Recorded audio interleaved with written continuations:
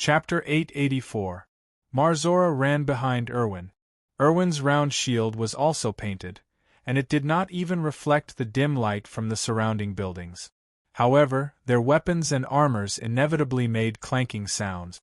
Just as they ran along the quiet street for 300 meters to the east, a patrol team carrying lanterns appeared in front of them.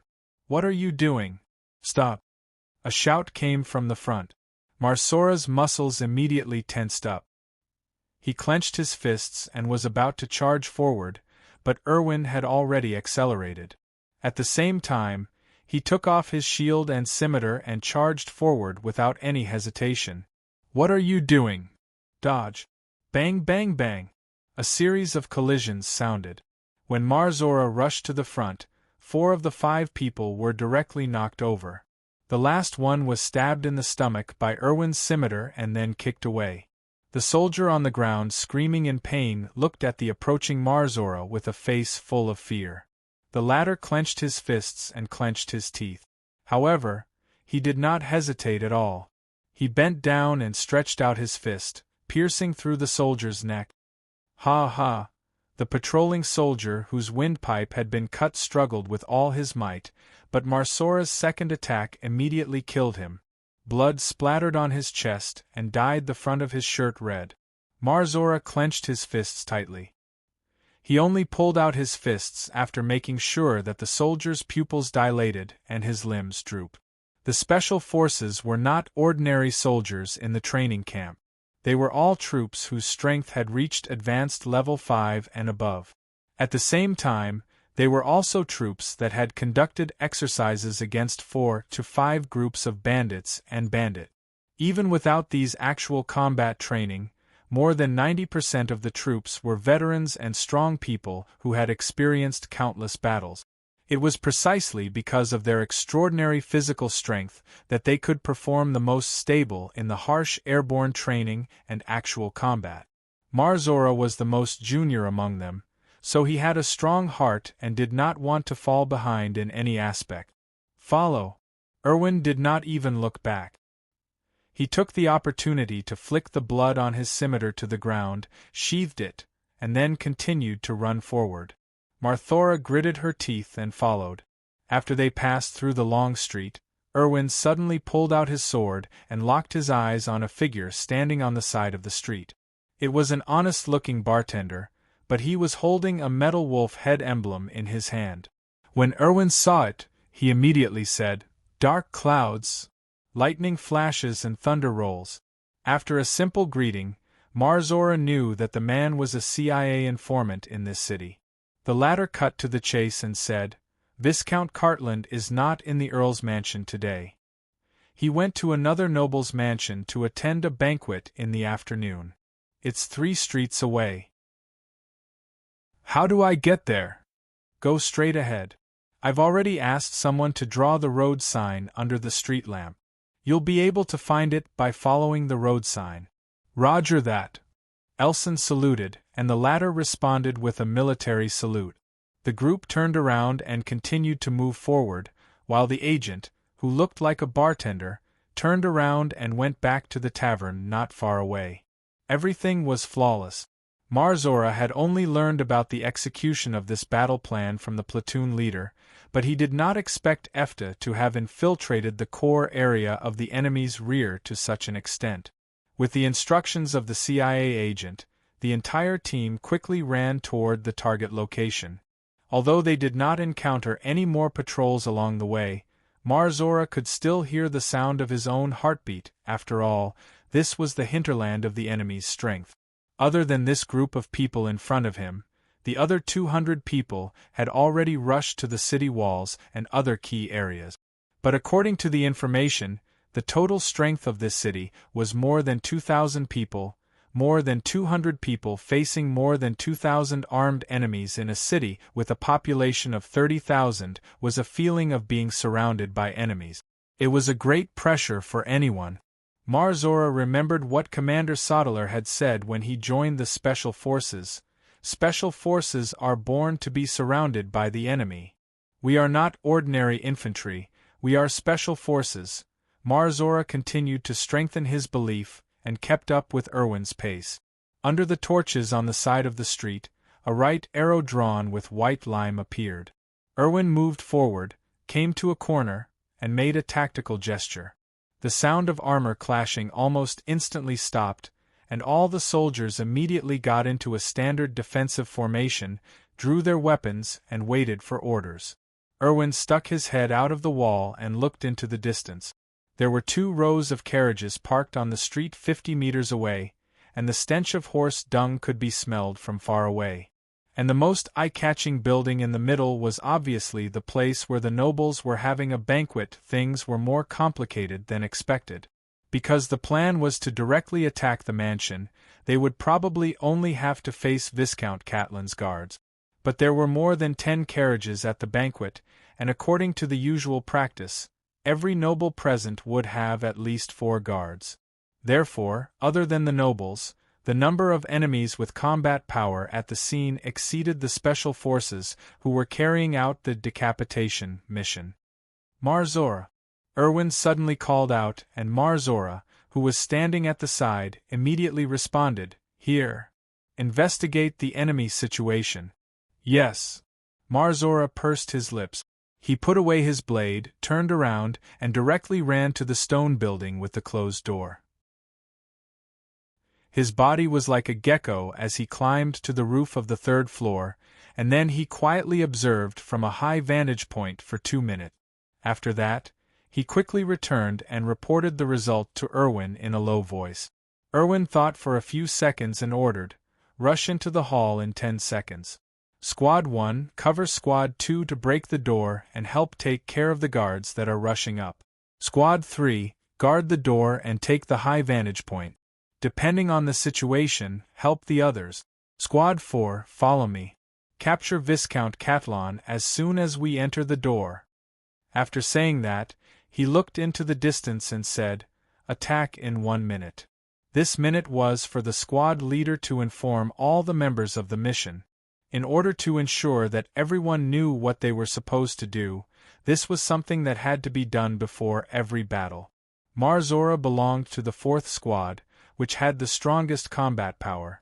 There were 6 barbarian soldiers, 3 human veterans, and Teflon in the squad. Everyone silently looked at each other, and then at Erwin in unison. Erwin took off his shield, took out his curved sword, and ordered, "Begin." Squad 1 and Squad 2 immediately rushed out, and Squad 3 and Squad 4 followed behind. Marzora looked at the silently sprinting troops in front of him, and felt the adrenaline in his body skyrocketing. The coachman in the distance shouted loudly, and the frightened horses neighed uneasily. However, the sound of the crossbows quickly drowned out everything. Screams came from the front, and Marzora knew that Squad 1 had begun to attack.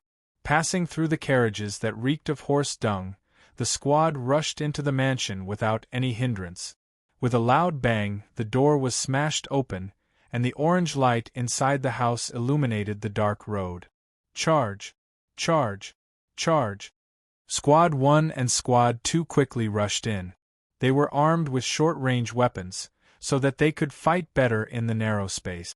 The 4 crossbowmen of Squad 3 had already shot at a few soldiers who were rushing in from both sides. Amidst the cries of pain and the clashing of blades, Marzora and Erwin rushed into the hall. However, just as he took 3 steps in, he suddenly heard the barbarian charge forward, and at the same time he shouted, "Get out of the way!" Obeying orders had become Marzora's instinct. He immediately jumped to the side, but when his body was in the air, a loud bang and a shockwave threw him to the side. Boom! Hundreds of candles in the room were blown to the ground, and Marzora uncontrollably crashed into a stone pillar. He endured the pain coming from his ribs, and when he looked up, he saw a figure standing in the middle of the room with a magic staff in his hand. Behind this magician was the terrified Viscount Catlin. He was a distant nephew of Count Milner, but after Count Milner died, the inheritance of this territory fell to him under the instruction of Charles II. The young Catlin was originally a baron who was on the verge of bankruptcy, but because of his obedience, He was promoted to Viscount and inherited the rich Bergen territory. However, his courage obviously did not grow with his status. He used to be drunk and flirting with girls at banquets all day long. Who would have thought that he would encounter such a disaster today? However, the senior rank magician that Charles II had sent to him stood up at this time. The special force that rushed into the room first was like a tiger in a flock of sheep. Seeing that Viscount Catalan was about to be captured alive, the magician pointed his magic staff forward and cast the enhanced fireball spell stored in it. If Erwin had not rushed up in time to block it with his body, the soldiers who had just entered the door would probably have been burned to ashes. Charles II's policy of valuing magicians had worked, but a senior rank magician obviously could not stop the footsteps of these special force soldiers. Marsora's ears were buzzing. In the dim light, he saw the well-dressed nobles lying on the ground. The fallen candles had ignited the dresses of 7 or 8 noble ladies, and most of their hair was burnt. On the other side, the Iferta soldiers who had climbed up from the ground and re-entered the battle. They had already locked onto the magician and immediately began to attack. The crossbow bolts hit the magician's shield, but they were deflected with a crackling sound. This magician was not weak either. Every time he raised his magic staff, he would instantly cast Icicle and Flame Strike to hit his comrades who could not dodge in time. Marzora gritted his teeth and stood up. He immediately ran with all his might to the other side. He used both his hands and feet, and at the same time used his tail to hook onto the copper candlestick on the pillar to quickly approach the magician. The magician knew that he could not resist so many enemies, so he was dragging Viscount Catalan back, trying to leave from the back door on the other side of the room. Marzora saw the opportunity and suddenly jumped. His body crossed a distance of 7 or 8 meters, and when he landed, he had already caught up with the magician. He saw that the magician suddenly pointed his magic staff at him, so he immediately put his hands in front of his body, as if to block it. The magician who was retreating showed a cold smile. This skinny guy in front of him was not even worth mentioning compared to the barbarian soldiers. A simple flame strike was probably enough to blow him half to death. But when he quickly gathered his magic and was about to release it, the target in front of him suddenly inflated like a balloon. Marzora, who had the ability to transform, roared angrily. Flame Strike blasted on his body that was more than 3 meters tall, but it only burned a small part of his arm. The explosion did not even make him take a step back. The reason why Marsora's leather armor was only connected by rope was to accommodate his huge body after transformation. Chapter 885. The sorcerer took out a scroll from his pocket, but before he could tear it open, a scimitar flew towards him from afar and landed on his right shoulder, causing his arm to droop weakly.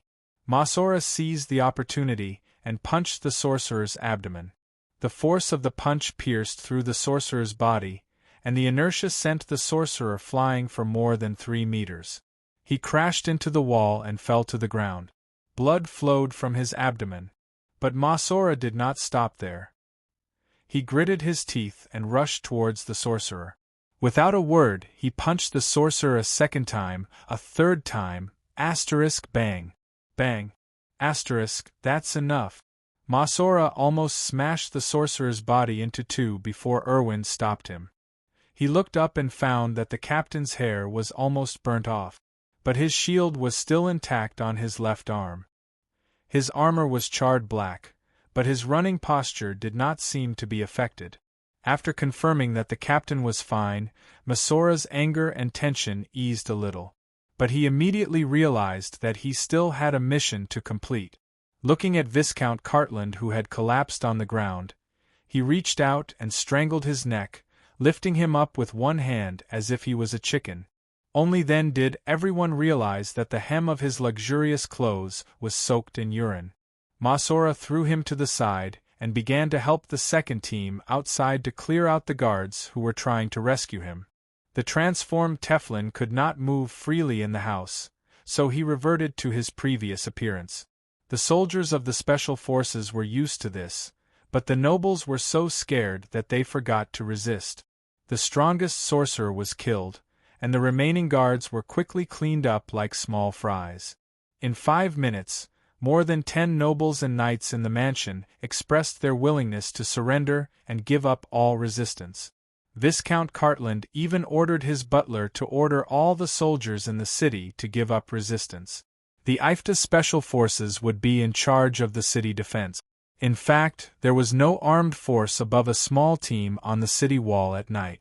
Even without his order, the actual control of the city wall had fallen into the hands of the IFTA Special Forces, and Erwin had wiped out all the nobles, completing the raid mission perfectly. While the city seemed to have 2,000 soldiers, the leadership was scattered among the nobles, and no one was subordinate to each other. Thus, when their master became a captive, the soldiers who heard the news immediately chose to surrender together without any hesitation. There was no resistance at all. In other words, in this era of cold weapons, Erwin led 240 airborne troops and directly seized control of an important city overnight. At dawn, Marthora still did not close her eyes.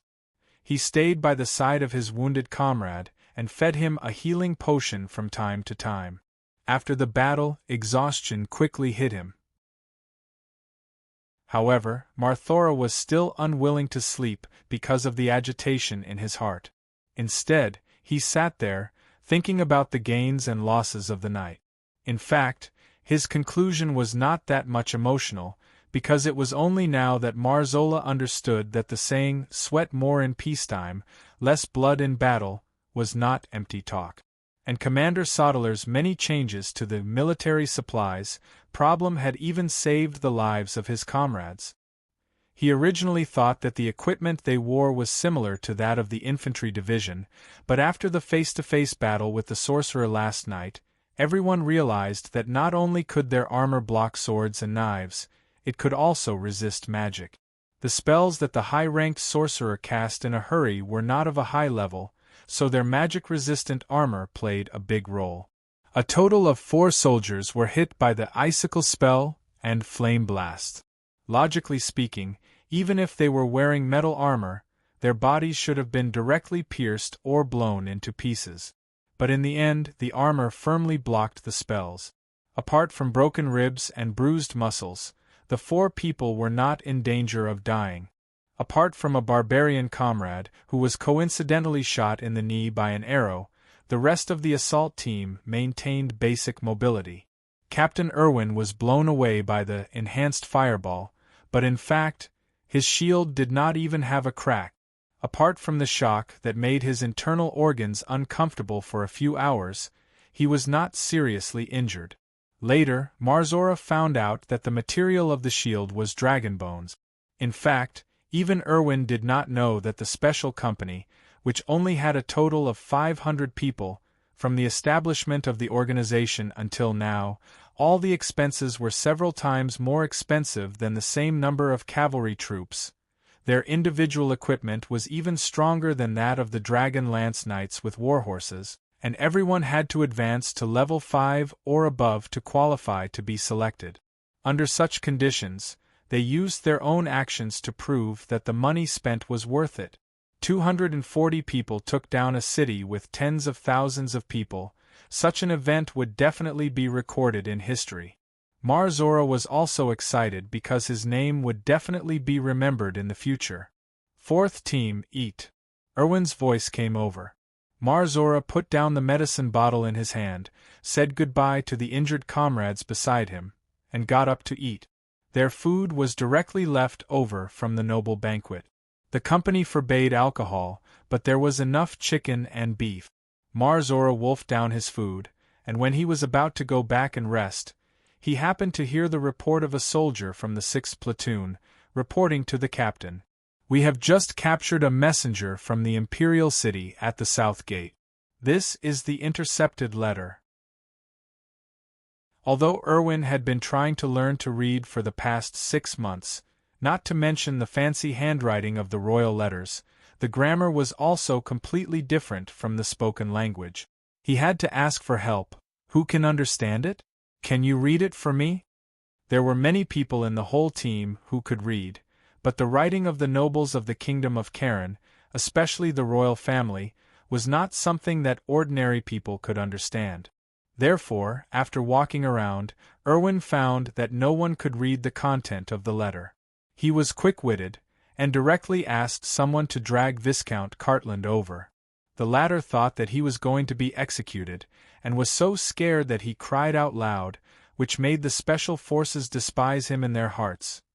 This was the kingdom's noble who guarded the important city? Marzora stood not far away, and then heard the noble began to tremble as he began to read the content of the letter. The general meaning was that the royal family wanted Viscount Cartland to immediately coordinate all the nearby towns, collect all the food that could be collected, and quickly transport it to the main force that was retreating in the north. Oh, I understand. Erwin waved his hand. Throw him back to the dungeon, and keep an eye on him. Then he looked at the small magic clock that he brought with him and continued to order. Light the agreed signal in the square before 10 o'clock, and keep it burning until 12 o'clock. The Falcon will investigate during this time. Maintain a level 1 alert at the city gate. If anyone tries to open it, kill without mercy. Remember, kill them all, whether they are nobles or not. The estimated airdrop should be near the west gate. Prepare a team in advance to transport the food. Yes, Captain. The response came one after another. Marzora knew that there was nothing for him to do at the moment, and sleeping was also a task for him. Therefore, he directly fell asleep on the big bed on the second floor with his clothes on. At 1 o'clock, Marzora was woken up by the roar of the propellers. He ran to the balcony and looked out, and the huge figure of the albatross was flying over the city. In order to reduce the noise, the airdrop last night was about 3,000 meters high. This time, it was probably only about 1,000 meters.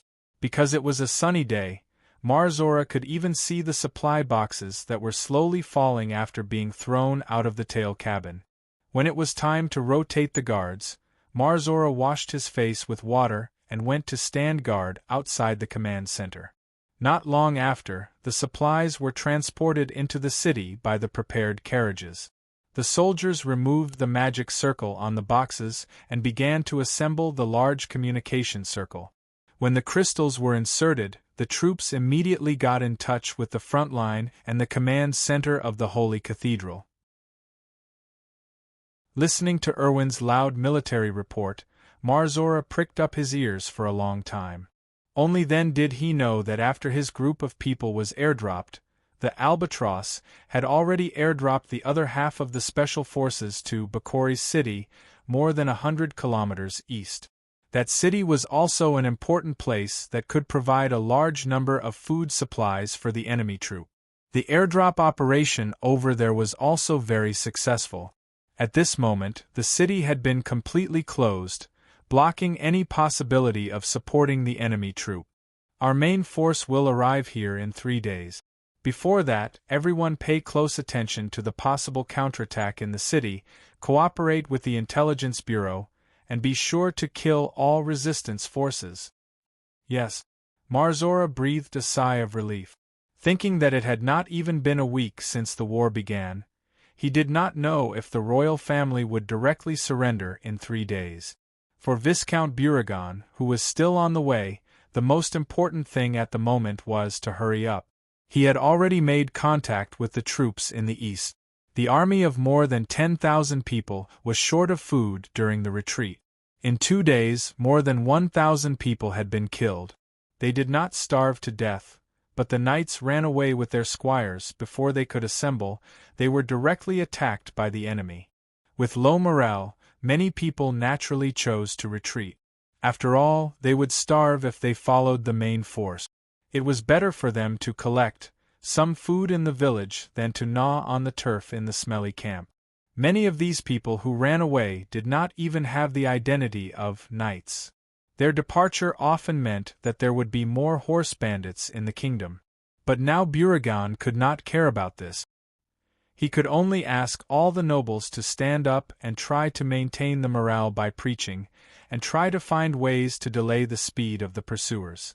After crossing the Bordeaux River, Beauregard immediately sent people to demolish all the nearby bridges. In this era, it was not easy to repair bridges. It would take half a day to demolish a bridge, and it would take at least a day to build a simple pontoon bridge. Beauregard could not think of any way to let the huge trucks pass, unless the enemy spent a few months to rebuild a solid stone bridge. Chapter 886.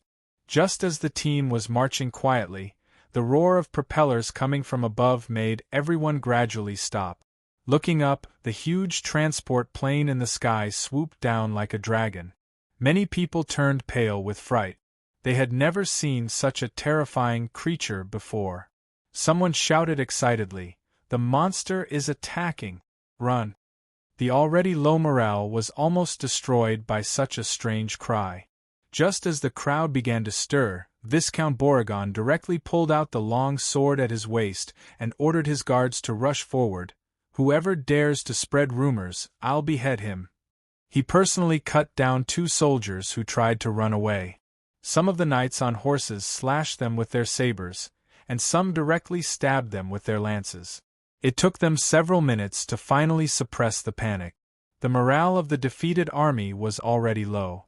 Now that they were frightened by the transport plane, their morale was on the verge of collapse. But Beauregard was not a greenhorn after all. He quickly dispersed his guards to various troops and loudly proclaimed, "This is the reinforcement of the dragons sent by the royal family." Only in this way did the declining morale reverse. But in fact, Beauregard knew that it was not the dragons at all. But the other party had already flown away, and it seemed that they would not come for any trouble, which made him feel a little relieved. As a result, not long after the team calmed down, many pieces of paper began to fall from the sky. The marching soldiers picked them up curiously and found that it was a map. They recognized the shape of Bordeaux River at a glance. But on the north bank of Bordeaux River, there was a large picture of Ifta infantry holding swords and shields, while on the south bank, there was an army of nobles who abandoned their armors and fled in panic. If this picture only depicted the reality of the current battle, then the people who saw it would not feel much. But what made everyone's heart palpitate was that they saw that the city of Raina, which was supposed to be their destination, and the city of Bicolis in the east, were also full of Ifta infantry. "You are surrounded." This was the only sentence written on the picture. Among the defeated soldiers, many knights and nobles were literate. When they understood the words on the picture, they inevitably became anxious. As the leader, Viscount Beauregard felt cold all over. He did not believe what was written on the map at all. It was true that the enemy was chasing from the rear, but could they fly to the rear from the top of the head to take a shortcut? This might work on those without military knowledge, but it was completely useless against him. But he was afraid of the huge flying object. Although he didn't know what that size and movement was for, if Ifta had such a thing and it hovered above his head all day long, it would feel like he was being watched by someone. Then, his troops would no longer have any secrets to speak of. Thinking of the small falcons he had seen several times before, Beauregard suddenly had a creepy feeling. Could it be that every move of his army was already under the enemy's surveillance? The more he thought about it, the more he felt that something was wrong. He immediately ordered, "Throw away those damn cards. From now on, if anyone were to carry this card and discuss its contents, they would be beaten 10 times with a rod." Everyone sped up. "We must reach the city of Raina by tomorrow night." Not all of the troops were his subordinates, so he could not immediately convey such an order. He had to call the lords scattered everywhere to explain the pros and cons. It took another hour before the troops slowly began to move. "As long as we can reach the city of Raina, we will win. Don't be discouraged." He tried to boost the morale, but looking at the land shrouded in water vapor in the distance, he also had a question in his mind. Could it be that Efta really conquered that place? May 15th, Lannistown.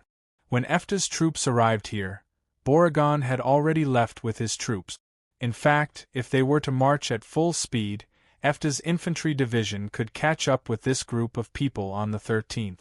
But as the commander, Sodeler did not intend to attack forcibly when the two main forces of the opponent were almost together. After all, in war, killing was never the goal but only the means. If there was a better way to make the enemy collapse earlier, Sodeler naturally would not let Efta's army deliberately go up and exhaust them. Efta's soldiers were completely different from the original knights and squires. The training of each professional soldier, the cost of equipment, and the cost of transportation made it necessary for him to pay attention to the number of casualties. If Efta had such an army of 100,000, they would have directly flattened the whole country. But the fact was that he had just sent more than 10,000 soldiers into the battlefield, and the follow-up reserves were on the way. Therefore, before facing a decisive battle, he must try to reduce the losses as much as possible. Facing the enemy's main force of nearly 20,000 people, he naturally focused on driving them away. The infantry division advanced slowly, unhurriedly putting pressure on the enemy from the rear. If there was no bridge at the Bordeaux River, this group of people would definitely take desperate measures to counterattack. But when there was a way out, they would definitely choose to continue retreating. In the end, this was also a manifestation of encircling the city and blocking the city. In any case, Efta was advancing step by step and had sufficient logistics. No matter where the troops pressed, the trucks at the rear could transport enough food to last them for a week within a day. Meanwhile, this group of deserters had already begun to pillage the town, and even internal strife had begun. When Rorschach jumped down from the truck, the soldiers of the engineering company no longer had the nervous expressions they had when they entered the battlefield a week ago. Line up.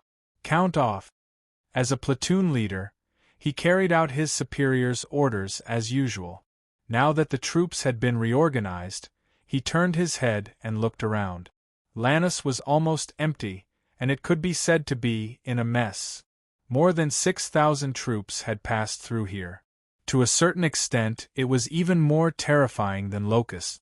The houses looked like they had been ransacked.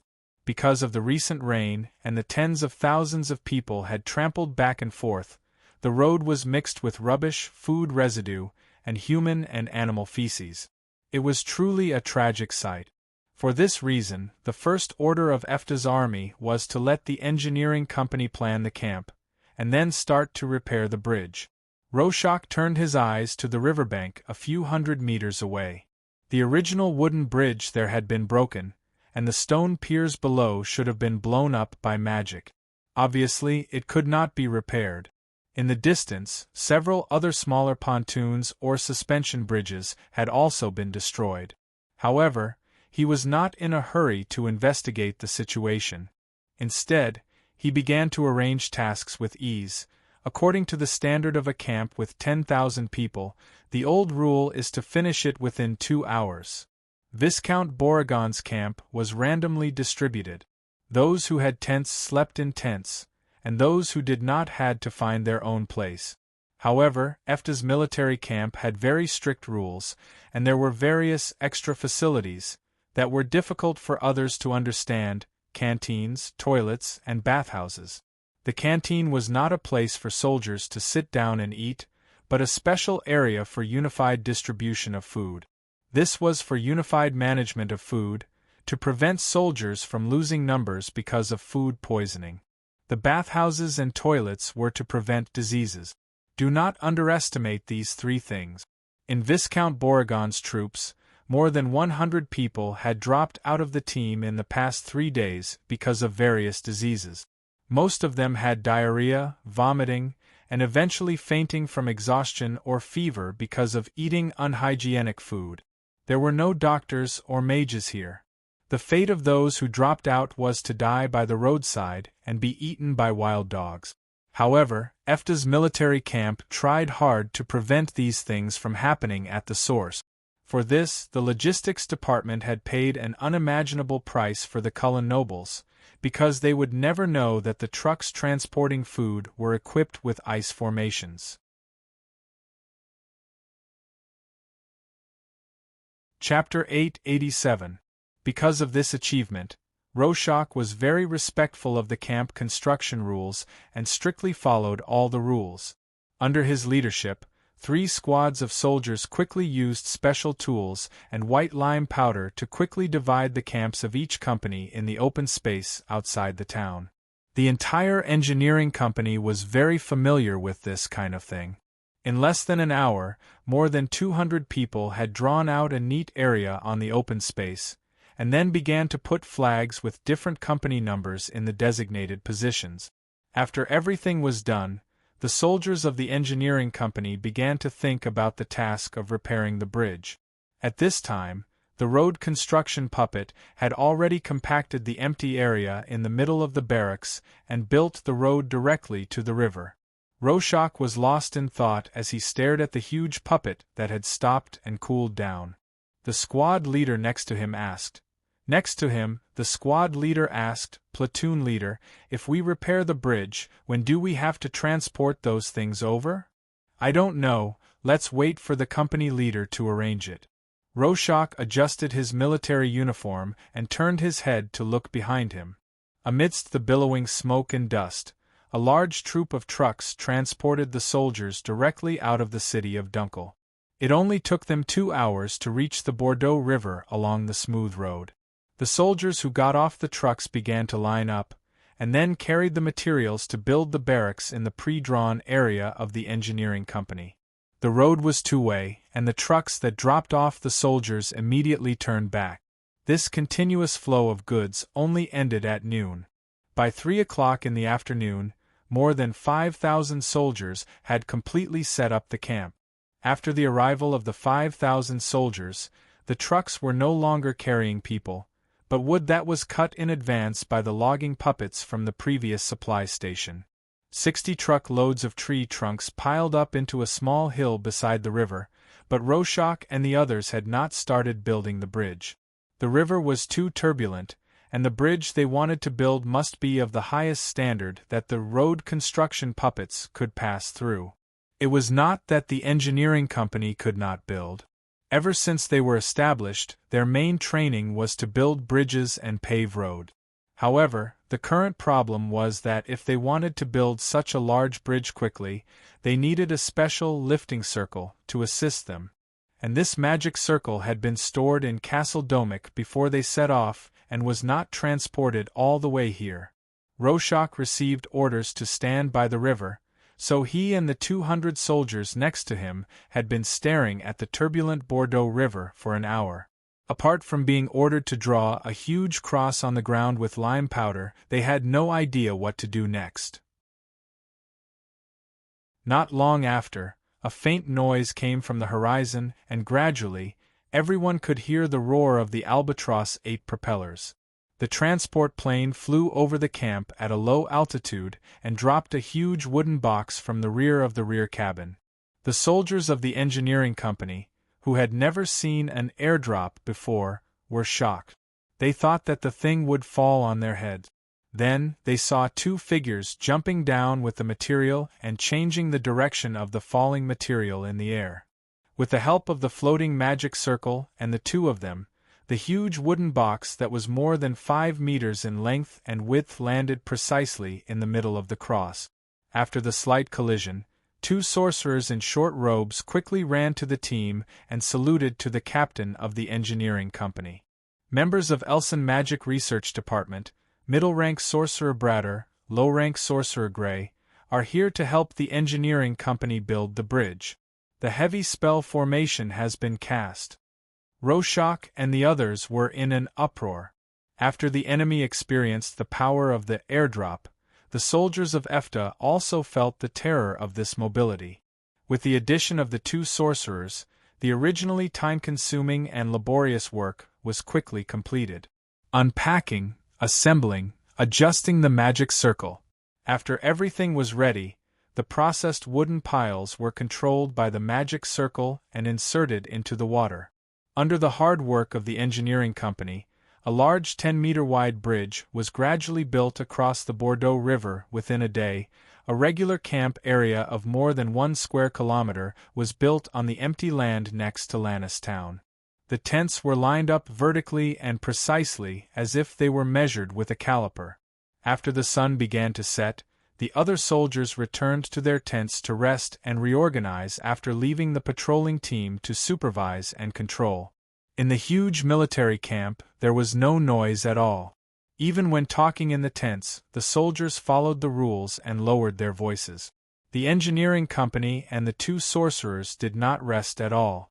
Bratter, who was helping to control the magic circle, worked until dark and did not feel tired. That was because he was still in the excitement of being airdropped. After all, not everyone could cross the entire kingdom in a day. He took a truck from Elson to Domic Castle, then took a plane directly across the mountains to reach Lannis town. All of this was like a dream to him. Although he was only a researcher, he knew very well that with a few hundred of such planes, it meant that the soldiers of Elson City could descend on any part of the kingdom at any time. Other than that, the orcs, the revenants, and even the countries behind the eastern mountains would be within the attack range in the future. 10 at the back. Cut in from the right side. Roger. Hearing the order from the front, Bratter raised his hand to cast a spell, placing the large piles of wood at the side on the gripper of the magic circle. This gripper was the hand that controlled the heavy magic circle. Its existence allowed the ordinary engineering company soldiers to carry heavy objects of more than 2 tons like the magician's hand. Moreover, the energy consumption was low and the control distance was long. Just as Bratter was about to pick up the next log, his spellcasting suddenly stopped. Then, he raised his hand and cast an illumination spell towards the sky. Who's there? Because it was dark, the construction site had an illumination circle, but there were always blind spots around. Bratter's illumination spell was extremely bright, and everything near the river bank could be seen at a glance. The originally busy engineering soldiers stopped what they were doing on the spot, and the heavily armed infantrymen who were helping to guard the perimeter rushed over. The patrolling cavalry was also ready to charge with their charged lances. But under the light they did not see any suspicious target. Bratter's eyes widened as he looked forward. His wand was pointing at the river bank on the opposite bank. At this time, under the light there was no one in sight. Next to him, an infantryman with a shield ran in front of him and then asked, "Where is the enemy? Could it be that I'm mistaken?" Another mage, Gray, came over. He had already cast the detection spell and confirmed that there was no human in that direction. "No. I really saw a figure standing there, but—" Bratter looked at a small sapling standing alone not far away and finally said, "I hope I saw wrong." May 16th, Elson City. It had been a week since the start of the war, and the sand table in front of Roddy had been modified countless times. Now, the map of the area controlled by the Cullen royal family had been reduced by 3/5, and the main force had extended all the way from the Holy Temple to the north bank of the Bordeaux River 200 kilometers away.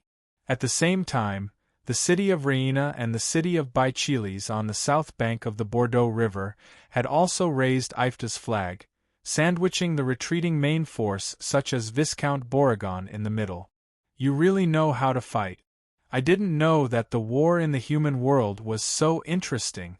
I used to think that the infantrymen and knights were as clumsy as turtles, but with airplanes and mechanized troops, it seems that the way of war has changed.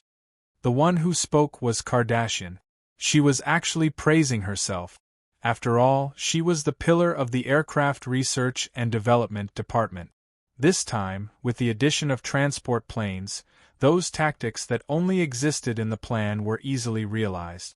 It could be said that a small part of the credit belonged to her. To be able to hold the advantage is the real victory. What I'm most worried about is that the other party will desperately fight back. After saying that, Roddy still opened his arms and hugged the female dragon, who had an expression of "come and praise me" on her face. Okay, I know you're the best. Don't you feel embarrassed to be praised like this every day? Kardashian did not care about this. She turned her head and kissed Roddy. Anyway, I'm full of a sense of achievement. Conquering half a country in a week, this kind of war that was recorded in the history books had her credit. It was normal for Kardashian to have this kind of vanity. After all, she had been in Elson for a long time, hanging out with Roddy all day, and her way of thinking had changed.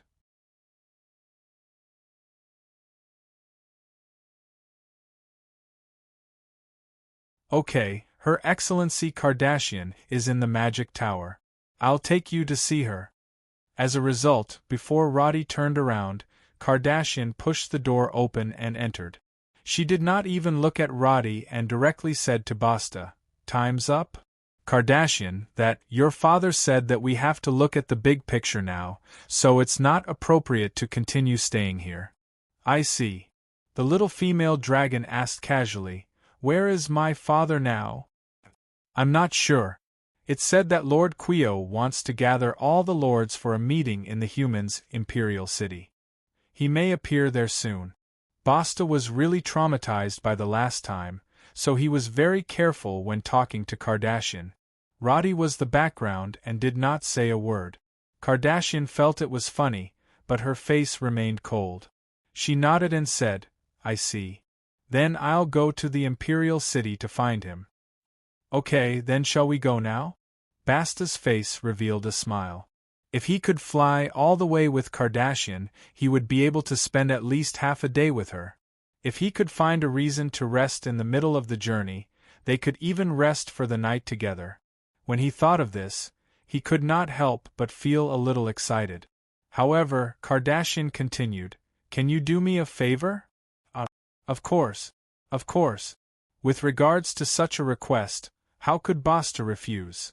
Instead, he was bursting with joy. Since she was willing to mention this, it meant that she did not dislike him in her heart. It seemed like he had a chance of carrying her to bed. "I bought a lot of things here. If I bring them directly to the Imperial City, there is no place to put them. Can you help me take back the dragon territory?" What do you have?" Basta was a little hesitant. The dragon territory was very far from here. However, he did not dare to reject her. After all, she was willing to ask for his help, and if he did not give her face, there would probably be no point in talking to her in the future. However, he did not realize that his question actually meant that he was not willing to help. Kardashian's expression turned cold. "It's nothing. Forget it. I will make a trip back to the dragon territory first." No. I will go. I can bring as many as you want. It's just some things used for experiments and some miscellaneous items. In reality, the array formations that were created when they were researching the plane only took up a small portion. The mountains of custom-made clothes and high heels were the main ones. However, Basta did not care so much. Since he had already agreed to do it, he had to grit his teeth and do it. Therefore, after a few words, he was used by Kardashian as a coolie. He pulled a large bag and flew away first. Seeing Basta leave with a bitter expression, Roddy almost could not hold it in. He realized that Kardashian had also learned to be black-bellied during this period of time. She did not even change her expression when she was scheming against someone. Standing in the mansion's conference room, he knew that it was time to say goodbye to Kardashian. Seeing her reluctant expression, he said, "You can go to that dragon tower and stay in peace. Maybe I will go to the dragon tower to pick you up after a while." "Really? You still want to go to the front line? It's too dangerous. Stay at the back." "I'm not going to the front line to participate in the battle. I want to be the first to understand the various developments and development. Sally and Edith are enough to intimidate EFTA." Before Roddy could finish, Kardashian had already squeezed into his embrace with open arms. Her kiss was passionate and active. After a long time, she reluctantly separated. "I will continue to help you over there. Be careful of the other dragons. Rhodey exhorted her a few more times before he finally let go of his first wife. The latter was not a little girl. When it was time to leave, she did not hesitate. She spread her wings and flew east. When her figure disappeared into the sky, looking at the deserted hall, Roddy was indeed not used to it. She's gone? Camilla's figure appeared outside the door. Her words were somewhat hesitant. Roddy waved his hand. Sit down and talk. There's no one else. There were not many opportunities for the two of them to be alone. Camilla looked around and hurriedly ran to his side to sit down. She took out a few pieces of paper to make a routine report. Roddy knew the situation at the front line like the back of his hand. The current news was all from the Bergen territory and the intelligence department in the south. This was very important for him to judge the situation on the royal family's side. Of course, besides reporting, Roddy also understood that he needed to comfort this chief of staff, who had always been conscientious. He waited for her to finish reading the news. He carefully looked at her face and said, "You seem to have lost some weight recently." No way. There's less flesh." Roddy reached out and pinched her cheek. This caused Camilla to freeze in place and not dare to move. Her head was buzzing, and she completely forgot what she was thinking about before. After she confessed to Roddy in the confinement sphere, there had been some inexplicable emotions in her heart. After seeing Roddy with the dragons, a duke, and a loyal little priest, she felt that she really should not continue this relationship like a moth to a flame. But human emotions were not like spells, which could be easily released or stopped by chanting spells. Being busy with this war was a way for her to escape. She wanted to suppress this feeling, but as the war progressed, Camilla found herself sinking deeper and deeper into Roddy. Roddy's decision had a profound impact on this war. It was said that beauties loved heroes. Even a typical, strong woman, like Camilla, would also develop a psychological admiration for Roddy, who easily flattened half of the enemy's territory. When I ask you to eat in the future, don't always find excuses to refuse, okay? She lowered her head and felt the warmth of Roddy's fingertips on her cheek. Suddenly, she reached out and held his hand impulsively. This action was basically the limit of what she could do. Roddy looked at her shy look and also knew that this guardian had been quietly making contributions that ordinary people could not do. He continued, "This war actually only really started now, so I'm going to the front line to oversee it. I'll leave this place to you." Although she had expected it, she still raised her head when she heard Roddy's decision. "Must I go?"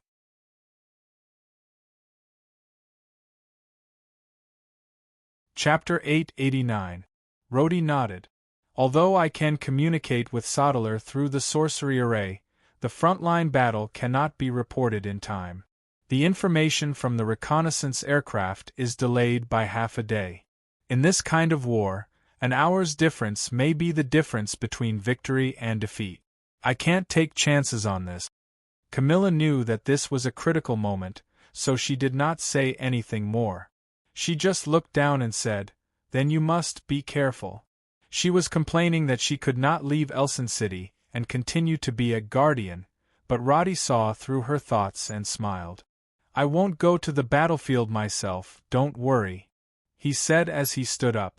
"Temporarily block the news of me going to the front line. If anyone from the cabinet comes to ask, create the illusion that I am still here.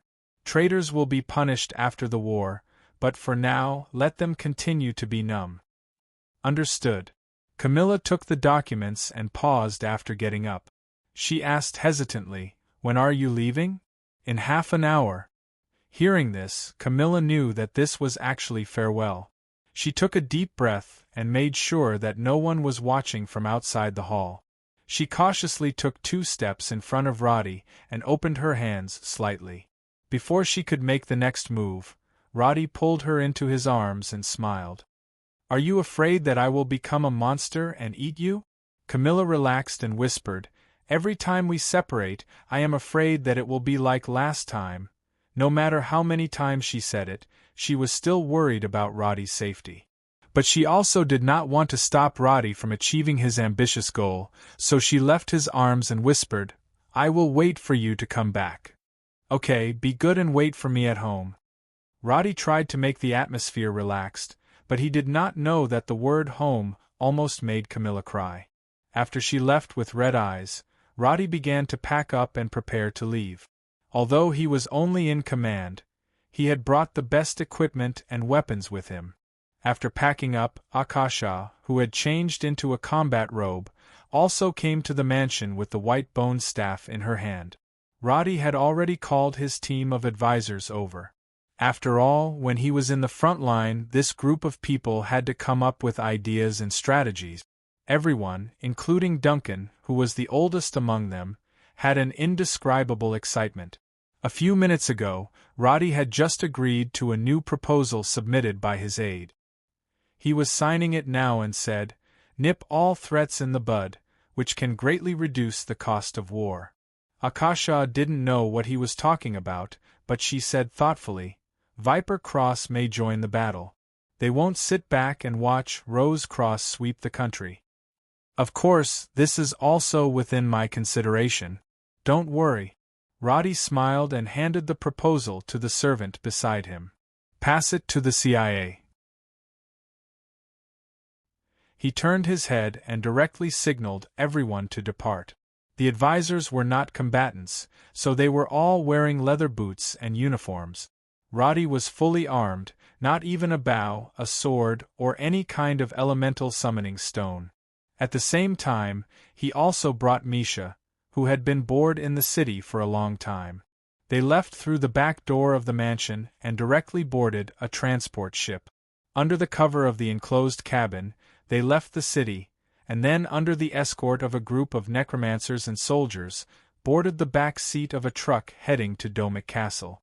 Although the advisors already knew about this mode of transportation, it was the first time they actually experienced it. Except for the slightly older Duncan, who looked a little pale due to motion sickness, everyone else looked at the scenery outside the window in amazement. There were many carriages transporting food on the road from Elson City to Domic Castle. Because most of the trucks were supplied to the front line, a large portion of the supplies from Elson to the front line were supplied by the Par Merchants caravan. Although the efficiency was low, at least they did not leave the road idle. "There's still a long way to go before it's fully mechanized." Roddy reclined in his seat. He was already used to this kind of bumps, so he was not at all curious like the others. So when he was bored, he began to open various interfaces and observe the mission bar. After the outbreak of the war, a yellow mission was automatically generated in front of Roddy. Unify the Kingdom of Karen. Obviously, in the eyes of the system, this mission was only moderate for Roddy, and the reward was not much. Just a large amount of experience points. Roddy was not too concerned about the reward of the mission now. As the mayor and prime minister, he needed to consider the future development and stability of EFTA. But at present, in order to seize power, the strength of the army under his command was the first priority, followed by the problem of energy. Roddy and Kardashian had discussed how to use natural energy to create rechargeable crystals, but with the current theoretical basis, there was still a long way to go. Wind, water, and electricity all had to be tried gradually, but nuclear and the like were probably impossible in this world. With this thought in mind, Roddy felt a little sleepy. He planned to close his eyes for a while, but when he glanced at the map column, he suddenly froze, stopped the car. May 16th. After Earl Harrison was captured, the intelligence theft in Suvala City had ended. As a member of the Secret Service, Nora could be said to have made a great contribution. But the war was far from the time to celebrate. After the Secret Service was replaced by new personnel, Nora quickly received a new mission because of her outstanding ability. At this time, she had already begun to pack up and rush to the next rendezvous point. In the past few days, Nora had not only stolen intelligence information, but also secretly controlled Jonathan. Based on his confession, she found the Royal Intelligence Agency that had bribed him. After confirming the identity of these personnel, Nora directly passed the information to Sodeler through the intelligence agency. The latter did not say anything and directly had the infantry division lead a team to clean up this group of people. More than 30 spies of various kinds who provided intelligence services to the royal family did not even manage to escape. They were secretly imprisoned or executed on the same day. As they continued to move up, the intelligence strongholds and personnel information in the other cities were also roughly investigated. In other words, Charles II's intelligence system had completely collapsed from here. But Nora did not care about these things. She was not the decision-maker of the intelligence agency, but the sharpest dagger. If Nora had any other thoughts at this time, the only thing she wanted to do was probably to write a letter to Sodeler. But after the war began, any act of information transmission outside of the work of intelligence personnel was prohibited. She did not want to touch this high-voltage line. So, looking at the simple salute in front of her, Nora could only rely on a daze to kill time while waiting. Dong dong dong, the sound of a bell came from afar. This was the signal for the trucks to start loading to the Holy Temple. Nora picked up her salute and strode forward to the orderly line of people in front, silently following behind. These soldiers were very quiet. Without permission, no one said a word. Soon, under the platoon leader's lead, they stepped onto the trucks one by one. Nora's lonely figure seemed a little special. Coupled with the fact that she was a woman, it was inevitable that many eyes were sizing her up. Proof of passage? The soldier standing in front of the truck reached out to stop her. Nora handed over a piece of parchment with a wax seal. The soldier took it and carefully examined it, then stood at attention with a bang. "Sir, please get on the truck." Nora had already been promoted because of her numerous meritorious deeds, but she did not feel much about it. She nodded and planned to get on the last truck. She was originally going to squeeze in with the group of soldiers, but when the platoon leader saw her attire, he tactfully let Nora sit in the front passenger seat of the truck. After arriving at the station outside the Holy Temple, Nora wanted to find Sodeler, who was in charge of the command center, for a chat. But military orders were absolute. As a small figure in the intelligence department, she had no right to request an audience with the commander. So, she could only silently walk to the assembly point, hoping that the war would end soon. After getting off the truck, she saw the huge camp outside the Holy Temple that had become a transit station. The barracks with numbered flags were neatly arranged. Even the empty space had a special number for identification. Nora walked to Rest Area 19, which was not too far away, and found that almost all the Secret Service personnel who had rushed over from other places had arrived. "Hello, sir." "Don't call me sir. I haven't seen you for half a month." Nora smiled. The 5 Secret Service personnel in front of her were all Teflon. They were acquaintances who had trained at the same time as her. So, the atmosphere was much more relaxed. But after a few words, an officer next to them handed them a scroll with a magic seal. "I wish you all the best." The people in the camp did not seem to want to say anything more. They put down the things and left in a hurry. Nola took the scroll and pressed a magic ring on her finger against the opening of the scroll, thus removing the magic seal. Once the seal was opened, she laid out the current mission on the only wooden chair in the lounge. After reading it carefully, she began to assign tasks like during training. 10 minutes later, she brought everyone to the transit area in the north of the camp. Here, they stepped on the truck to Raina. But other than Nora and the other 5, only Roddy, Sodeler, Sally and a few others in the entire EFTA knew the content and goal of their mission.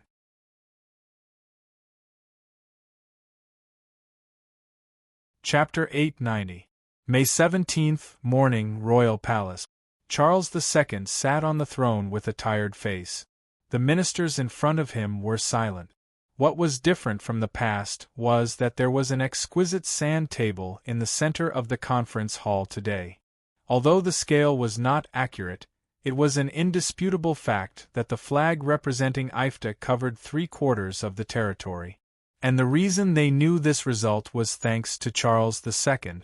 If he hadn't put down his pride and invited Iskar to attend the family banquet the day before yesterday, if Iskar hadn't finally agreed to fly around to observe the situation, perhaps the news of the complete defeat of the frontline army would have to wait for a day or two before they knew. If they tried to salvage the situation at that time, perhaps the enemy would have already reached their doorstep. Everyone in the conference hall knew that now was the most critical moment. Every decision they made next could mean their life and death. Viscount Beauregard has tried his best, but the enemy easily took Raina City, making all his efforts go to waste. Charles II's tone was flat, but his eyes flashed with anger. A city of tens of thousands of people was inexplicably captured by the enemy. Who can tell me, how did they do this? No one knew. Everyone present did not have such a rich imagination. Even if someone told the truth of the paratroopers, perhaps Charles II would not believe such an absurd thing. A week ago, he sat here in high spirits, as if he could take down the holy cathedral with a smile and point his sword at Ifta. But now, the enemy's offensive was even more terrible than the magic of the dragons. A depth of hundreds of kilometers was directly flattened in a week. Were they all dragons? Not only could they fly, but they could also breathe fire? Could they make the noble troops under his command collapse without a fight? Your Majesty, if the dragons are willing to help now, before Du Wayden could finish his words, Charles II waved his hand and interrupted. The dragons are not the thugs and bodyguards of the kingdom of Karen. We solve our own problems by ourselves. If we let the dragons help us with everything, why don't they go to Ifta? Having said that, in fact, Charles II had already asked Iskar for help, but the latter's answer was very clear. I can help you scout, but it's impossible for me to go to the battlefield. Charles II almost knelt down and cried bitterly, but Iskar still said the same thing. In the end, the Red Dragon could not take it any more and said, I will inform the Lord, but I cannot give you any guarantees as to how the decision will be made. This was the limit of what Charles II could do. But whatever the dragons wanted to do, he could not do anything at all. What marriage, what cooperation, it was all bullsh*. After the territory of the imperial city was flattened, would Queel drag him along to discuss how to unify Cullen?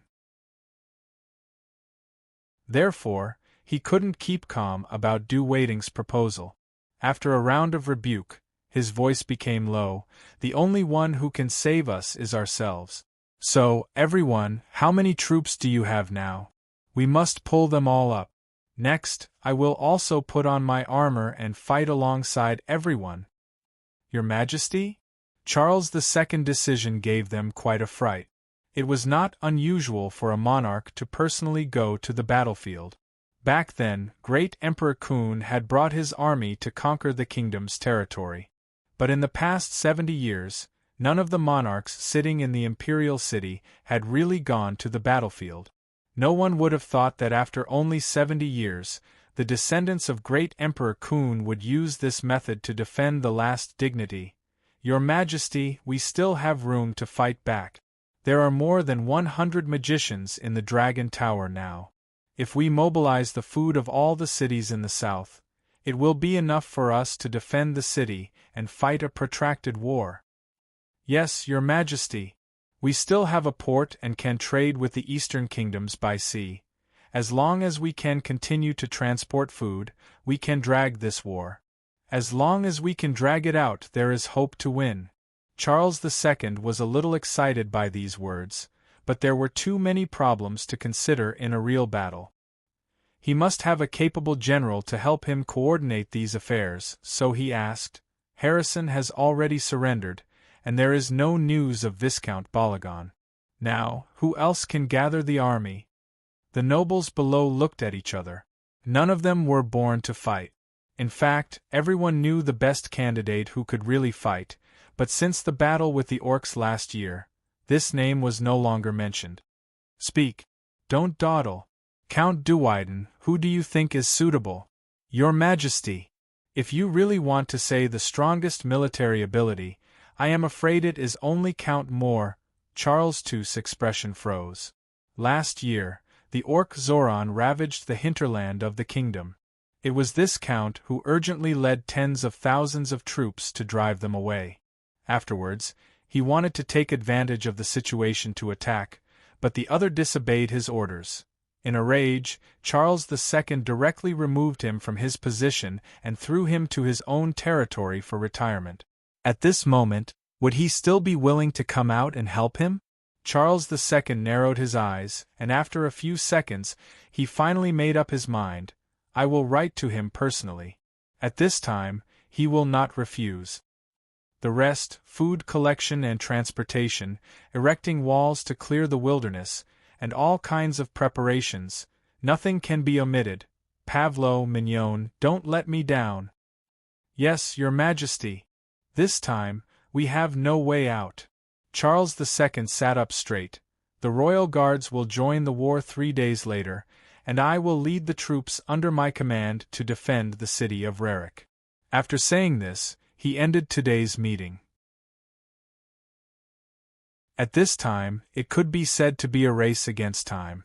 The sooner enough people were gathered, the greater the probability of delaying the war. Charles II did not cultivate these nobles for nothing all these years. At the critical moment, most of them still remained loyal. After all, a series of reforms by Roddy and Ifta made them know that if they submitted to Ifta, they would probably not be able to continue to have the current wealth they had before. Interests made them stand together, and together, they aimed at the army gathered in the north. Charles II stood in the corridor outside the council hall, looking at everything in front of him, and suddenly felt that everything was so dazed. A few years ago, the name Roddy was just a small character that Angmar had reported and needed to be conferred. There were so many knights and barons like this in the kingdom that he did not even remember their names. But now the other party was like a sharp sword, cutting through the mountains in the way, cutting through the great nobles who claimed to have tens of thousands of troops, and directly pressing the blade against his throat. Why is this happening? He was about to stagger back to the study when he found a figure in a black robe standing on the way. Charles II dismissed the people around him and said, "Roddy is bringing the Rose Cross army over. Are you going to sit back and do nothing?" "Of course not, Your Majesty. The Viper Cross will never be lenient towards heretic." The Viper Cross superintendent said in a low voice, "The Saint Army has been assembled. Together with your army, we can definitely tear any enemy into pieces. How much does the royal family need to pay? We only hope that in the future, the Rose Cross religion will no longer exist in the kingdom." Charles II nodded without hesitation, but the other party did not finish and continued. At the same time, the Viper Cross will become the national religion, and the Pope will have an independent territory. This request was definitely asking for a foot after taking an inch, but how could Charles II care so much now?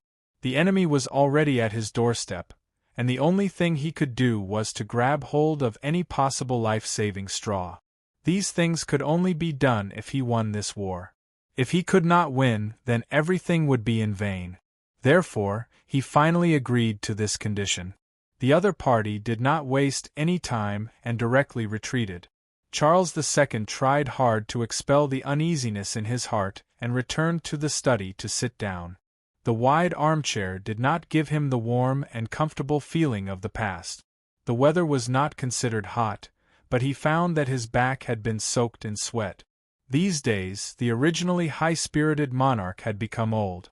The long period of mental exhaustion made him abnormally sleepy, so he planned to just sit on the armchair and sleep for a while.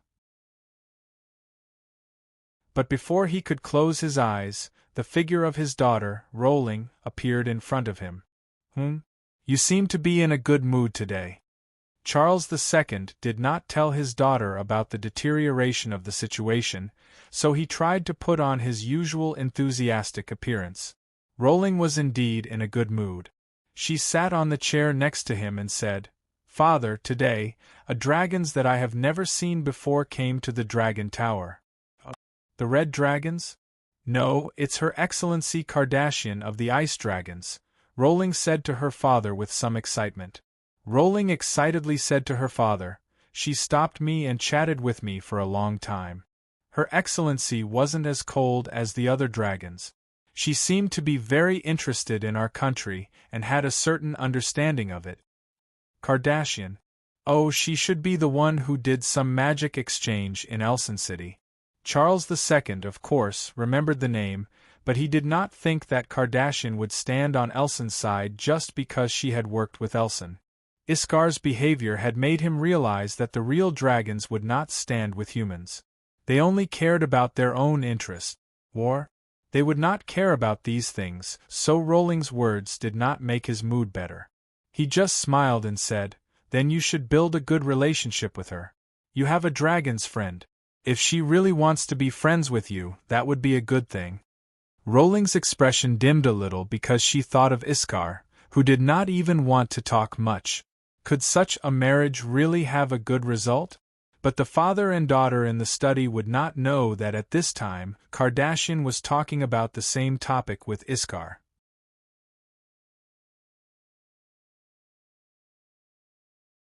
Chapter 891.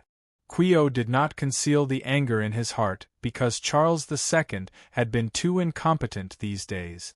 To be honest, Efta's attack is too strange. Being questioned so aggressively, Charles II understood that if he didn't explain himself well today, he wouldn't be able to fool them. He told Quio everything he knew in a low voice. Quio left to gather the young Dragon Legion on the third day of Efta's attack. He thought that it would be good if Efta could take down Dunkirk at most, but after a week, Efta had almost reached the Imperial City. This matter was too outrageous, and Charles II's explanation made him frown even tighter.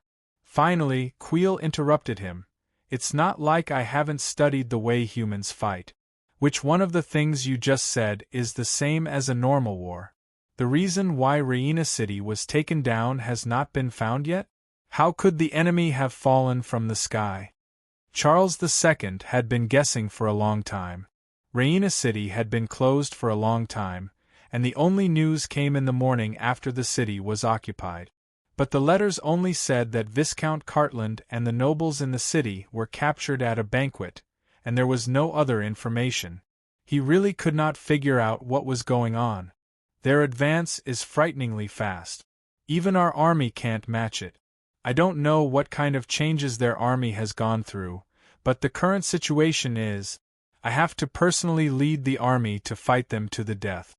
Charles II's words were impassioned, but in fact, he felt very guilty. Everything he was doing now was to leave an impression on Quio. He knew what position he held in Quio's eyes, so this gesture was necessary. Quio did not have the time to pay attention to his performance at the moment. The other lords knew that he had gathered the young Dragon Legion, and the purpose of this was actually to express an attitude of, "I'm serious."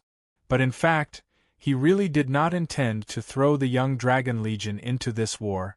As the Red Dragon Lord, Quio was not a war maniac. Of course, he understood the result of throwing the dragons into a human war. Breaking the balance always meant a reshuffling of the power structure. Although helping the royal family to win this war could strengthen the Red Dragon's position in the future, the problem was, would the other dragons sit back and do nothing? The young Dragon Legion was a deterrent, and the other dragons were not without trump cards. The games and contests between the various dragon tribes were actually reflected in various aspects. This time, Sui Xiong was able to suppress Victor by relying on the space-time rift that fell from the sky. Quio was ambitious, and at the same time, he had enough courage and insight. Therefore, he used this opportunity to play this game of chess. But what about Roddy? He almost flipped the chessboard. Quio stood there and thought for a moment, then he said, "I don't think I can win this war." Charles II was overjoyed, but before he could express his gratitude, the Red Dragon Lord continued, "If you continue to rely on your current organizational abilities, I don't think you will be able to win this battle. I need to be in control. My honor! My honor! My honor!" His red eyes stared at Charles II. The latter bowed and said, "No problem. If you are willing, anything is fine." When Charles II completely handed over his sovereignty, Sally, who was in Hollier, had a completely different mentality. The nominal Duke of Ifta was sitting in the magic tower every day, reading the news from the front line and monitoring the food transportation projects of the nobles in Ifta. War? The entire Ifta did not mobilize any army outside of Elson's system. When the nobles found that Roddy had almost beaten the royal family to the ground, they all felt an indescribable panic. They came to Hollier to inquire about the news, or through some channels to kindly warn Sally. Roddy's power was too great, and Duke must be restrained as soon as possible. Sally only smiled at this. Containment? Of course, she understood the tricks of power. Many people secretly laughed at her, the Duke, for existing only in name. But in reality? If he were to create another force to restrain Roddy, although he would nominally have the right to control others, when the time comes, the one to fight would probably be Charles II. Many people coveted power unabashedly, but these guys did not realize that they did not have the ability to lead an army and push the front line 300 kilometers in 10 days. Although Sally was young, she had experienced difficult battles in Rose Cross, and her understanding of marching and warfare was much clearer than those armchair strategists. So when she saw Roddy eliminate a total of more than 20,000 enemies through airborne and blitzkrieg, she understood that the whole kingdom was about to enter an unprecedented new era. The old system was too backward. If one were to say that Charles II did poorly. In fact, although he was stubborn, the troops under him were real. Her two Grand Knights had previously judged that if they were to command the battle, they could only rely on the Holy Cathedral to carry out passive defense. And to determine the winner, it might take more than half a year of tug-of-war.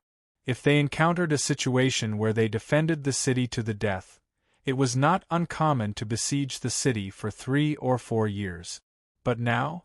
In the past, the time it took for a letter to travel 1,000 kilometers was almost over by then.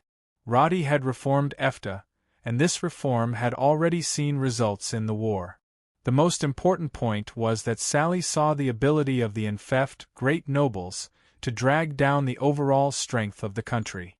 Without centralization of power, the efficiency of the entire country's operations would be appallingly low. Sally used to think that this was normal, but now that there was a comparison, even a fool could see which was better. And because of this, there were more and more nobles attacking Roddy, and even discordant voices began to appear in the cabinet. "Rhys, oh Rhys, even now you still refuse to come to your senses, then no one can save you." She threw the information about Earl Rhys on the table. The CIA had actually been watching this Earl for a long time, so to this day, every move of this great cabinet noble would be presented to Sally almost every day. It was not that Sally did not give him a chance.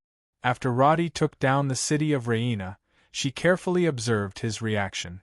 The situation was already clear. If he could cut off contact with Charles II, then these things might be over. But the other did not stop there. Instead, he worked harder to leak all kinds of information about EFTA, and even began to make excuses about Roddy's requisition of food in EFTA. He also secretly contacted other nobles to secretly tamper with the process of handing over the food. At first, Sally did not understand why he was so stubborn, but now she understood. Continuing to stay in the cabinet was far from the power and wealth he could have with Charles II. The cake was only so big, and the system of centralization of power occupied most of the cake, giving less to others. And people like Charles II, who could not have more cake, could only give a large piece of power to people like Earlries. But from this, it could also be seen that the current nobles were short-sighted, which really made Sally feel pity. Because they did not realize the future after Roddy had this kind of war machine. Most people only saw the Kingdom of Karen, but this continent was more than just the Kingdom of Karen. These internal problems could be solved after the real end, because the current amount of food delivered had already exceeded the expected standard. Even if these people played tricks, it would not have much impact on the war on the front line. And the problem that Sally was facing now was the news that she had just learned from Sally yesterday. Father, if you were standing here, what would you do? She thought about it and realized that her father could not make a judgment on this kind of thing, because all the problems that followed were beyond the scope of ordinary people's understanding. So, Sally had no one to refer to. She must now stand on her own as a duke, and make up her mind about it. Wider vision, higher. Don't make the same mistake as them. She reminded herself, and her eyes also moved from the huge map of the Kingdom of Karen to the sky outside the window. Phew! Slowly exhaling, Sally held the Viper's Kiss scepter leaning on the table, and stood up. May 21st, Dragon Tower. The atmosphere in the palace suddenly changed in the past 2 days. The sorcerers in the Dragon Tower received a collective order to stop classes from today and start the magic practice course. In other words, to go to the front line to participate in the battle. The sorcerers were really not interested in fighting, but the nobles and the royal family that they were loyal to had reached the most critical moment. Now, they could not wait for the servants in the palace to put on armor and join the army to fight. How could they let this group of combat sorcerers stay idle? Ignoring these sorcerers who were complaining but did not dare to show it, in the laboratory of the instructor of the dragons, Kardashian finally waited for her father, Victor, who rushed over after receiving the news. This ice dragons actually did not intend to participate in the war between humans. His attitude was similar to that of the crystal dragons, and they both planned to watch from afar. But after hearing his daughter's anxious message, he finally put down the unimportant things in his hands and specially rushed over. But this father soon found that the things that Kardashian said were not true at all. Kardashian, I think you should have your own judgment. In order to achieve their own goals, humans can lie about anything. Do you think you will be fooled by his flowery words?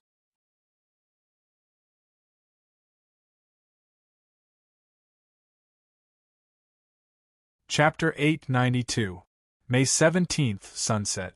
Nora, who had just arrived in Brental, was reading the mission description carefully.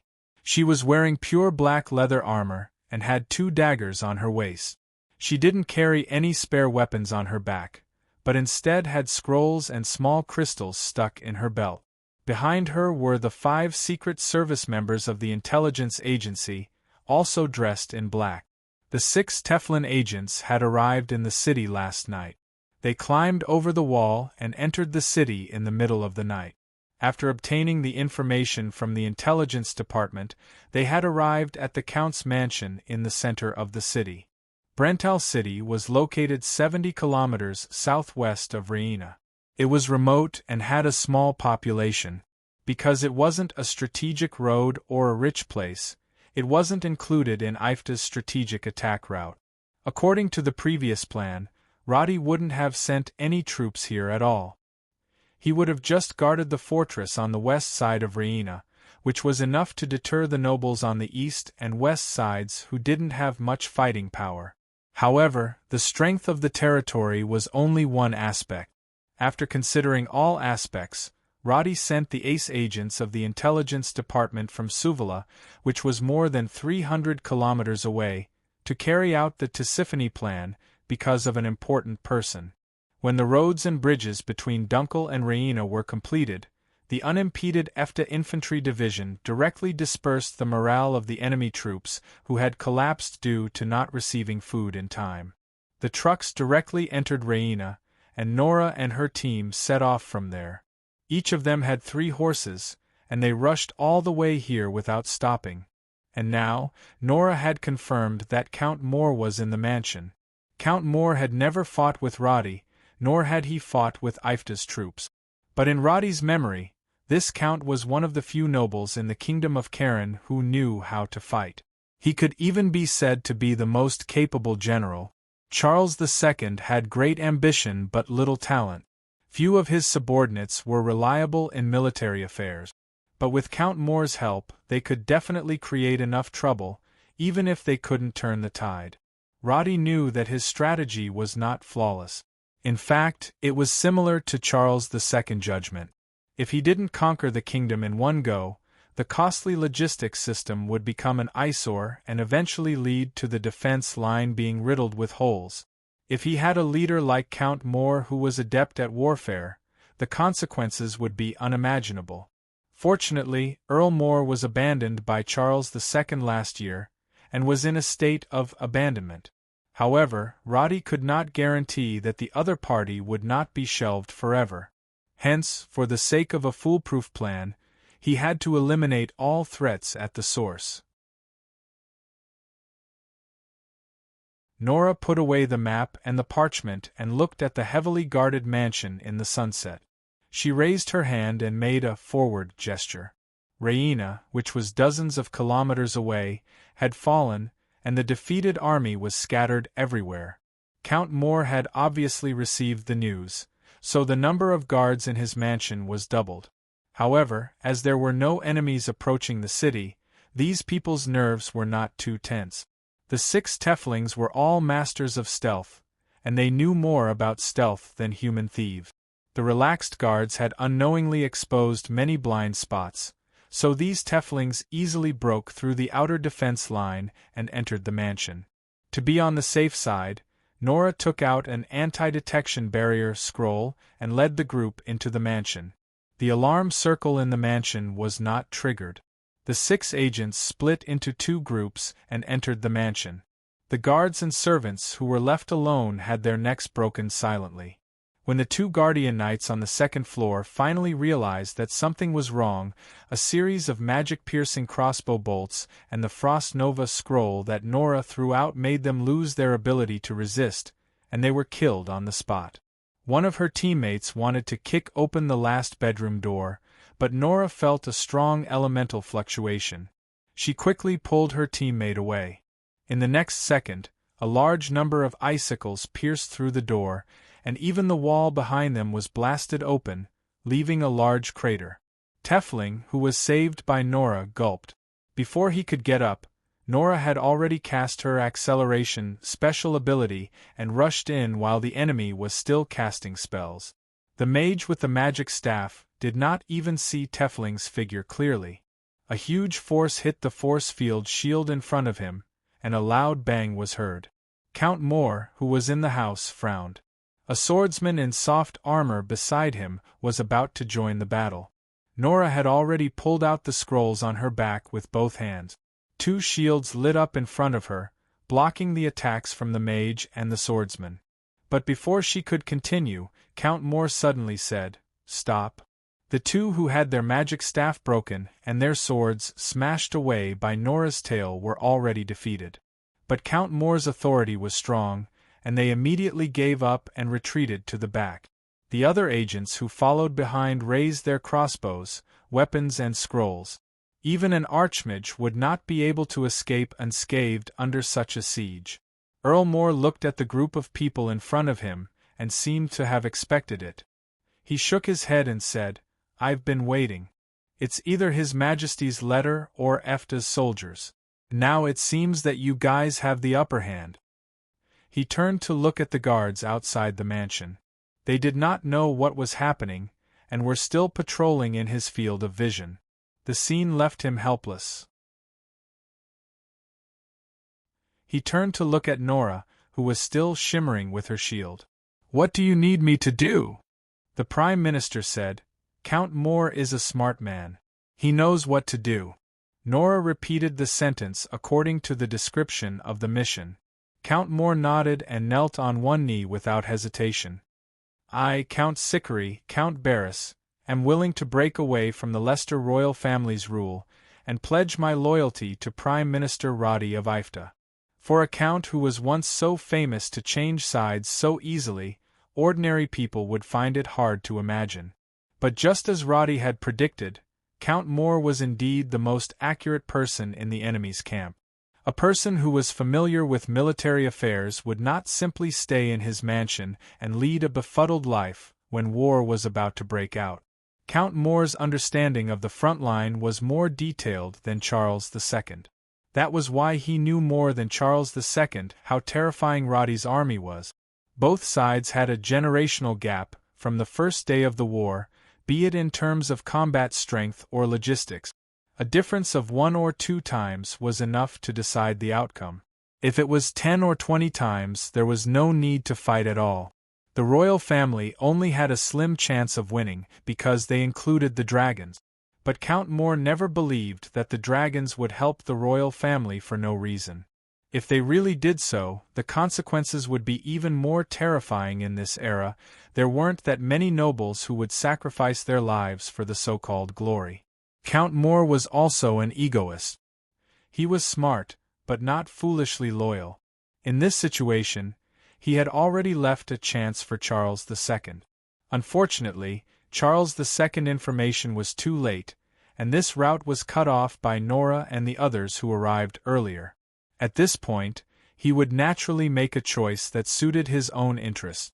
Nora was not interested in Count Moore's thoughts. Her philosophy was simple. Completing the mission was the most important. As for everything else, it was secondary. According to the mission description, she took out the metal wolf head emblem from the letter and placed it in Count Moore's hand. "Please remember your oath, Count Moore." That day, Ifta's wolf head flag was raised in Brentar City. 4 hours after the flag change, the messenger carrying Charles II's handwritten letter had just arrived, but it was all too late. May 18th. South bank of Bordeaux River. Viscount Beauregard staggered and almost knelt on the ground. Hunger made his stomach feel as if it was on fire. The world in front of him alternated between black and white. But as soon as his hand holding the shovel stopped, the Ifta supervisor next to him in leather armor would mercilessly lash his whip. He was taken out from the prisoner camp this morning to participate in the road repair. Originally, he had hoped that more than 15,000 troops would be able to get supplies and regroup, but who would have thought that the cities of Raina and Bicolis would actually fall? This kind of blow directly collapsed the morale of the lords, and coupled with the arrival of their pursuers, so many people did not even fight, and so many people ran away and surrendered. He still couldn't figure out the reason for this failure. But now, he had no strength to continue to think about it. His subordinates had been completely scattered, and now he didn't recognize any of the prisoners who worked with him. Because they hadn't eaten much for 2 days, they didn't even have the strength to communicate. They were barely moving like zombies. Beauregard felt that if he didn't eat, he would probably starve to death here. As a dignified viscount, no one paid any attention to his request for ransom.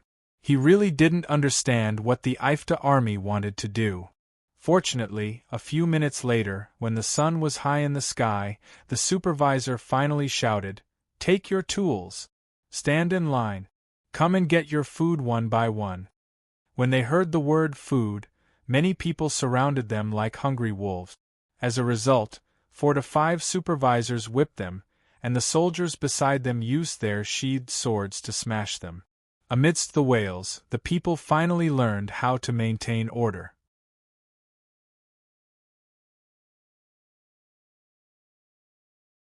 Chapter 893. Keep your water bags. You can only draw water at noon and at night. If you leave the team at any other time, you will be punished according to military law. Hearing these words, Beauregard couldn't help but look at the heads that were stuck on the lances in the distance. No one said anything. Obviously, no one wanted to be the next one to be beheaded. After eating, the work of prisoners of war continued. Their task was very simple: to pile up the loose soil on both sides of the road as much as possible, so that it would be convenient for the road construction puppets to strengthen the road next time. Beauregard, who had never done heavy work before, quickly rubbed his hands full of bloody blisters. In the afternoon, he was so tired that he found that these people had arrived at the bank of Bordeaux River. In front of them, the huge bridge built by the IFTA Engineering Company seemed to be silently mocking Beauregard's decision to dismantle the bridge after crossing the river. Because the width of the bridge was 10 meters, and there were estimated to be thousands of giant timbers used on it. It was only 3 days since he dismantled all the bridges, but IFTA's army built a wooden bridge that was stronger and wider than all the bridges combined in one day. The combat power of the frontline soldiers was inferior, and the ability to cross obstacles was inferior. Looking at the trucks full of supplies whizzing past in front of him, Beauregard felt even more desperate about this 100 times more efficient transportation method. He did a rough calculation. The things loaded by the other party's truck, using the traditional way, might need 4 to 6 carriages to transport for a long time. Moreover, the speed was often slower than a human on the muddy road.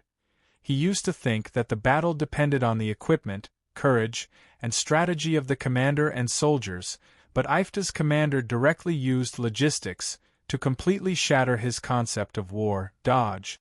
Dodge. Get out of the way if you don't want to die. As he spoke, the supervisor suddenly began to swing the whip in his hand. The cracking sound made the tired prisoners of war raise their heads.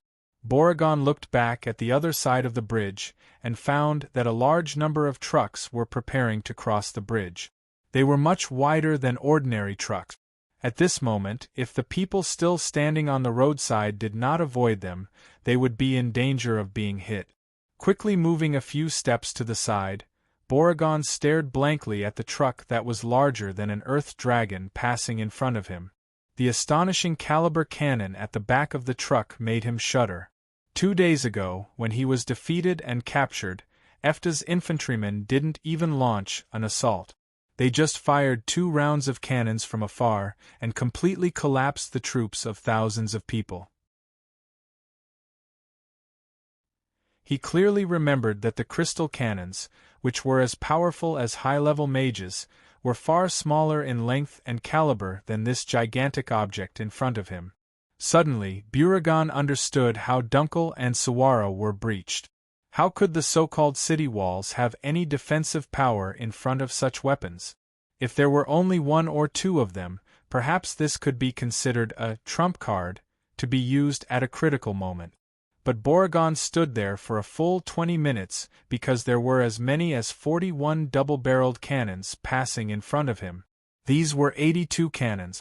Beauregard was really disheartened at this moment. Before, he thought that as long as there were enough mages in the elite troops of the royal family, they could offset the advantage of IFTA's crystal cannons. But after seeing so many war machines appearing on the front line, he completely stopped thinking about the royal family's counterattack. Want to make a comeback?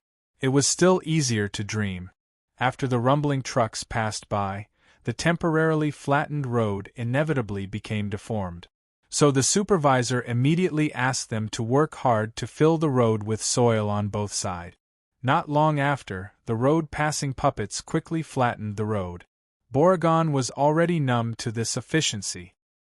He even had an illusion that if IFTA's aristocratic coordination ability had always been so strong, the reason why they hadn't unified the kingdom of Karen was because they found it troublesome, not because they couldn't defeat them. He held the shovel blankly, but he didn't know that Sodeler, the current commander of IFTA's army, was sitting in one of the huge trucks that just passed by. After the army led by Beauregard was disintegrated, the first stage of the war, the Blitzkrieg, had ended, and the second stage, the confrontation of the main forces. In a total of 10 days, the Blitzkrieg allowed IFTA's army to advance 300 kilometers south from the Holy Temple. They were invincible all the way, and after crossing the Bordeaux River, they defeated the enemy's current main forces. Such a result sounded really amazing, but behind it, Roddy did his best to ensure the logistics to achieve this miracle. The entire front line, from the last transport point of Hollier City Par territory to the current first line, Raina City, had a total length of more than 1,500 kilometers. It was like a rubber band that was stretched to the extreme. If it moved forward, it would easily break. Therefore, when Sodeler arrived at Raina City, he didn't immediately rush in to capture more towns. Instead, he began to consolidate the thickness of the current front line to ensure that such an advantage would not be taken back by the enemy's possible sneak attack. Reporting, Commander. The barracks in front of the southern city gate have been set up. Drive there directly. More than 40 huge trucks couldn't drive into Raina City at all.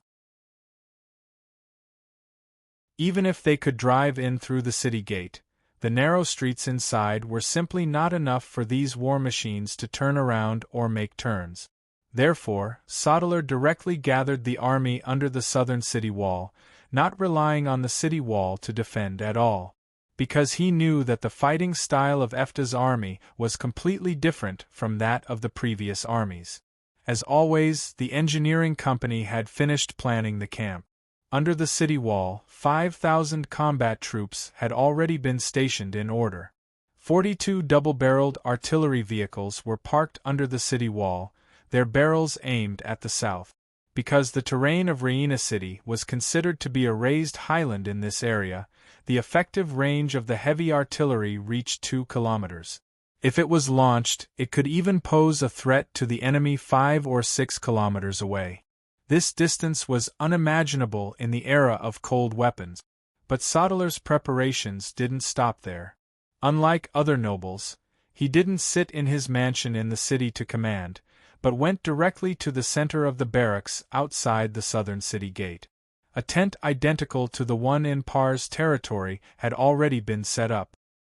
He directly brought his team of advisors, casually drank a mouthful of water, and began to lay out the next battle plan. The images and reports from the Falcon reconnaissance aircraft were unfolded one by one. One of the advisors pointed to a dense patch of dots and said, "The Viper Cross seems to have been premeditated. Their soldiers are finally starting to move." These guys suffered a lot of casualties in attacking the Holy Cathedral. They started gathering 2 weeks ago, which means they've been planning to take advantage of the situation for a long time. Sodeler glanced at the image and made a rough judgment. At the same time, he drew a line with his hand and deduced the direction of the enemy's advance. They should want to cut into the battlefield from the southeast, but I don't think those old foxes are stupid enough to be cannon fodder in the first wave of attack. Commander, they have a lot of cavalry.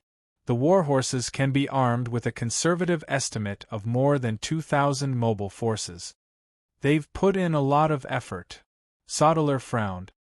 Do they have something to rely on, or is it simply because the royal family gave them something to reassure them? These were all problems that the intelligence department needed to solve. Although Sodeler was confident in the combat power of Efta's troops, the enemy were not fools. The premise of a successful blitzkrieg was that the enemy was not prepared enough. Now that the enemy had gone through full preparation, even if there was a generational difference in weapons, equipment, and fighting style, as the commander, he would still not underestimate any enemy. The royal magicians were not idiots, and the royal knights were not idiots. Although this group of religious lunatics had been repeatedly defeated in recent years, they were able to compete with the Rose Cross in the kingdom not only because of their brainwashing skills. Commander, will the dragons intervene in this war?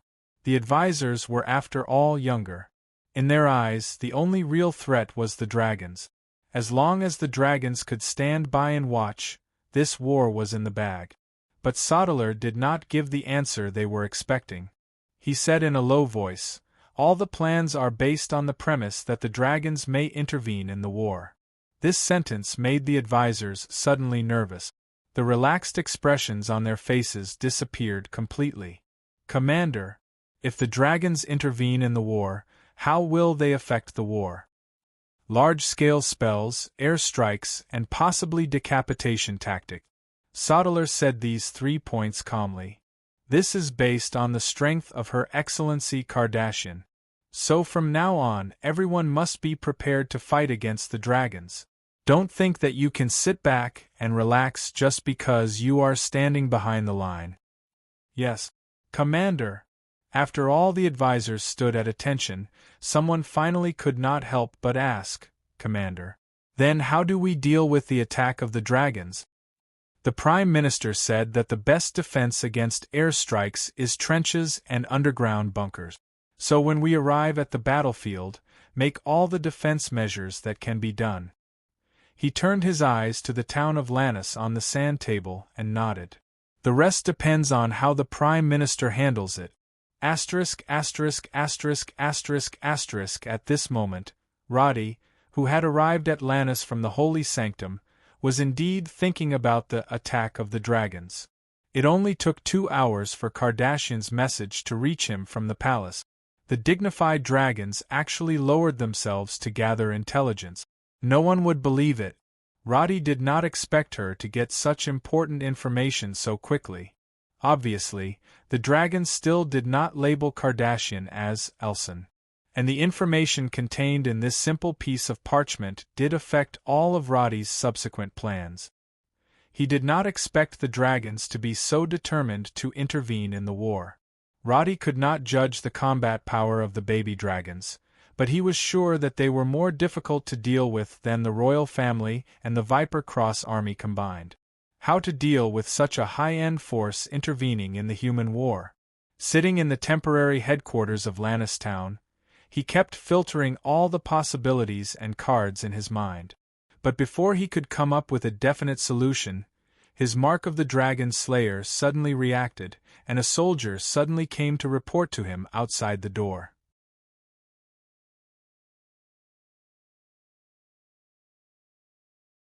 Chapter 894. How could someone of Roddy's status be met just because he wanted to? Moreover, he had secretly arrived at the front line.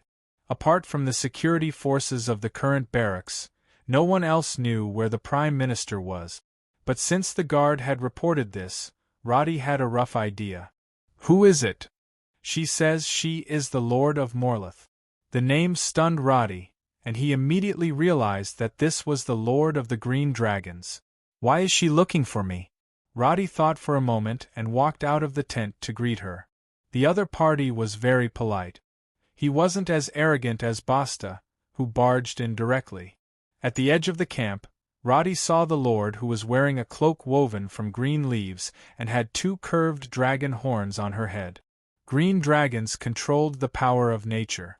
Roddy had a brief understanding of this from Kardashian and Merlinsera. Among all the dragons, the green dragons were the most aloof from worldly affairs. Basically, whenever the dragons wanted to hold a meeting, the biggest headache was not knowing where to find the Green Dragon Lord. Because the other party hid in the forest all year round, they could only ask the other green dragons one by one. Roddy did not think that such a strange lord suddenly came to him because he had cut down too many trees. Your Excellency Morleth. He bowed, and the latter was not cold at all. She smiled and nodded. I have something to talk to you about. Her words were straightforward, and Roddy did not beat around the bush. He directly invited her back to the tent. Walking beside the Lord, Roddy seemed to be able to smell the fresh scent from the forest. But as he walked, he suddenly frowned and sniffed. This movement made Morleth look back. Roddy smiled embarrassedly. I always feel that there is an indescribable smell in the air, but it makes me feel a lot more clear-headed.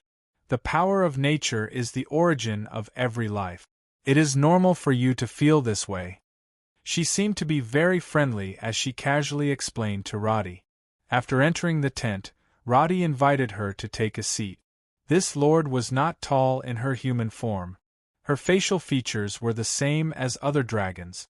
Her figure and appearance were impeccable, but her cheeks were thin.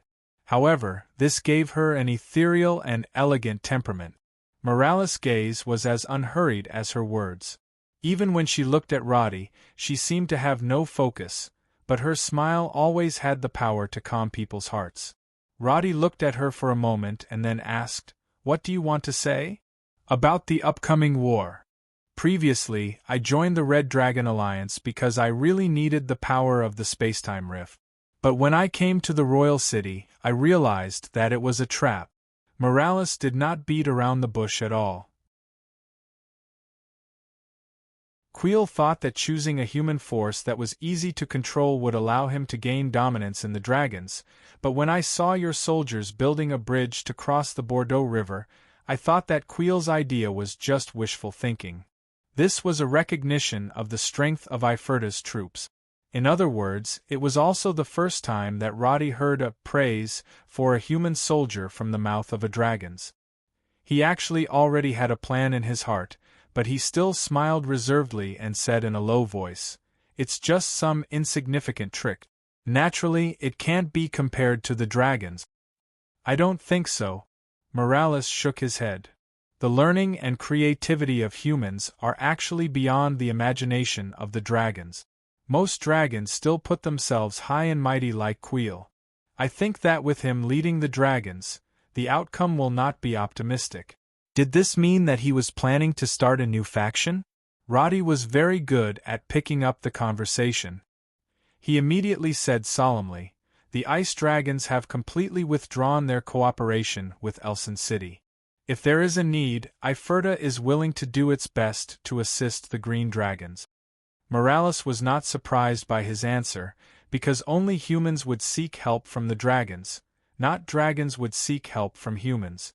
Roddy's eagerness to go all out immediately was not much different from Charles II. She nodded with satisfaction and continued to throw out the big news. "Queel's character is crazy and paranoid.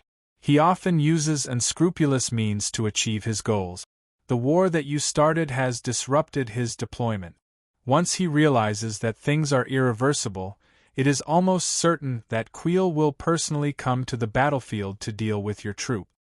This was something that Roddy already knew, but he understood that he could not show it at this time, so he immediately showed a shocked and flustered expression. He replied with some stuttering, "I helped him in closing the dark portal." "Why would he?" Morales shook his head. "On one hand, you are an insignificant human, and on the other hand, you are the leader of all the dragons. If it were you, which one would you choose?" Roddy suddenly collapsed on the wooden chair like a deflated balloon. But he quickly sat up straight and looked at the green dragon lord in front of him with bright eyes. "Then you must have a way. Compared to the royal family ruled by Charles II, I am more optimistic about your performance in this war." Morales still expressed his point of view straightforwardly. "If Queel really goes to the point where he personally goes to the battlefield, I will step in to mediate." "Mediate?" "Yes, mediate. As long as I step in, the other dragons will naturally find an excuse to stop his actions, because it is unprecedented for dragons to interfere in human affairs. With the first time, no one knows what will happen in the future." Obviously, in the heart of the Green Dragon Lord, humans could only be regarded as a subsidiary force. They were not qualified to be on equal footing with her. Roddy pretended to think for a few seconds, then solemnly bowed. "Iferta will fully cooperate with you, Lord Morales. Your strength is worthy of such a territory, Prime Minister Roddy." Morales suddenly looked at Roddy. Her eyes seemed to be shining with a different light. "I have seen the ability of your combat troop. As far as the eye can see, no one on this continent can match up to you. The nobles of the kingdom of Karen can't, the small kingdoms in the east can't, and even the island countries beyond the endless ocean can't resist." This might not be credible if someone else said it, but dragons were existences that could freely travel between territories. Moreover, Morales was the Green Dragon Lord, so these words were naturally highly credible. Roddy's breathing seemed to quicken because of her words. For any person in power, the expansion of the territory was one of the inevitable desires. Morales's plan made Roddy feel as if he could see his vision of ruling the whole world. So he somewhat excitedly knelt on one knee and said loudly, "I am willing to serve you, Lord Morales." This kind of statement was obviously more profound. It was basically equivalent to Iferta swearing allegiance to the Green Dragon. Morales' feelings towards Roddy's tactful behavior were similar to how Kardashian felt back then. He did not need to say too much nonsense, and Iferta had already thought through everything and made a decision. Working with such a person was obviously much more comfortable than working with the headstrong Charles II. Roddy knelt on one knee, and Morales just stood calmly in front of him. After he finished speaking, the Green Dragon Lord, who was not considered tall, smiled, took a step forward, and gently placed his finger on Roddy's shoulder. "I look forward to your performance." This voice was slightly low, with some indescribable magnetism. Roddy did not dare to look up, but he felt the finger gently brushing against his cheek. "I chose you because you have the scent of dragons on you." Morales bent down slightly and continued to whisper into Roddy's ear, "Compared to those short-sighted humans, you are the truly trustworthy partner of the dragons, aren't you? In time, your identity is destined to be different from those mortals." With just a few words and some small movements, that kind of seductive emotion spread. Roddy took a deep breath, as if he was trying hard to suppress his thoughts. He lowered his head and said, "I am very honored, Lord. I will not mistreat you, as long as you work hard enough." Morales' fingertips gently brushed past Roddy's cheek. She could feel Roddy's accelerated heartbeat. This feeling of playing with Iferta's leader as she pleased made her very satisfied. The corners of her mouth curled up slightly, and she continued, "Queo forced Iskar to marry that princess, and the result was not ideal. But I think the dragons should actually choose a leader like you as their marriage partner, don't you think so?" The implication in this sentence was too obvious, but after thinking about it carefully, it was indeed more reasonable. The marriage between Iskar and Princess Rolling was a marriage between dragons and humans. In her eyes, Roddy was not simply a human. The scent of dragons on his body had changed the nature of the marriage. At this moment, a faint floral fragrance began to float in the air. When Roddy inhaled, his heart rippled with a different kind of emotion. He swallowed his saliva and remained kneeling on the ground without moving, but his hands were clenched tightly as if he was resisting some kind of desire in his heart. "The green dragons have stayed in the forest for too long. I brought my people out, naturally, not to watch Queo's clown-like performance." She clearly expressed her attitude and slowly walked in front of Roddy. In the Prime Minister's field of vision, Morales' slender calves were faintly discernible under the long skirt woven with vines. As Roddy's chin was hooked by a fingertip, his gaze was involuntarily lifted up slowly. When he looked up, Roddy suddenly found that Morales was slightly bending over in front of him. The originally elegant and beautiful face was almost touching him. She took a deep breath, then squinted her eyes and said lazily, "There's always a scent on your body that I like." "It's really strange." Roddy swallowed his saliva for the second time, and his gaze trembled slightly. Morales suddenly laughed and said, "It's not a good idea to have the desire to mate with a lord." Sorry, Roddy quickly looked away, but when he wanted to lower his head, he was stopped by the lord's fair fingers. She looked at Roddy with a faint smile, then turned around and left. "So, I look forward to your performance." Roddy, who swallowed his saliva for the third time, watched her back. After Morales walked out of the tent, he turned into a blooming green light. These lights fell on the ground, and countless plants and flowers quickly grew out. Roddy, who slowly stood up, only then did he realize that the entire tent had countless vines and unknown green plants.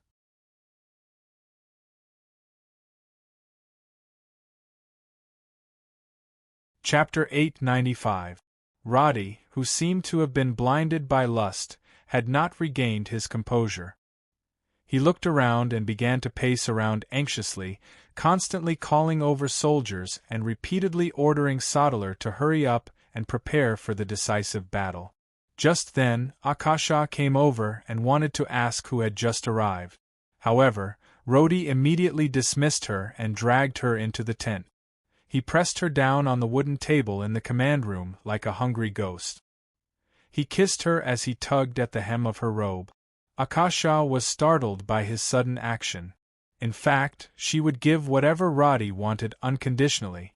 However, after being with Rhodey for a long time, Akasha was able to detect even the slightest difference in his body. After being pressed on the table, she had been looking at Rhodey's eyes. Although his face was anxious, his eyes were obviously filled with other emotions. She pressed down on Roddy's big hand that was rubbing back and forth and panted. Don't do it here. Even if there is a soundproof array, the people around will notice. I can't wait. Roddy did not seem to listen, but after Akasha persuaded him twice, he reluctantly raised his head. Then let's go to the tavern in the town. Okay, so the two left the command room that was full of flowers and plants. After taking a carriage to the tavern in Lannistown, half a kilometer away, Roddy closed the door to his bedroom and cast a few spells to isolate the sound and wave. Then, his expression changed and he slowly exhaled. The situation is not right. This time, it's a little big. What's going on? Akasha knew that she had guessed correctly. Roddy's behavior just now was obviously a show for others. But who had the ability to monitor Roddy in the command room? In half an hour, return directly to Dunkel City and use the communication array to contact Sally. Roddy did not give any explanation. Akasha understood that it was an important matter, so she did not ask any more questions. After making the arrangements, Roddy sat on the armchair and gulped down a few glasses of water before he calmed down. He wasn't thirsty because of the Green Dragon Lord's alluring body and aura. Instead, he was shocked by the clues he had suddenly pieced together. May 20th. Has Moore gone mad? How dare he do this? Charles II, who had punched the armrest fiercely, could not help but stand up. This kind of traitor should be dragged to the gallows immediately. Damn it! Despicable traitor! Because of his hoarse voice, his face had turned purple, as if someone was strangling him. But at this moment, Charles II could only hear the buzzing echoes in the council hall and could not get any feedback from the other ministers.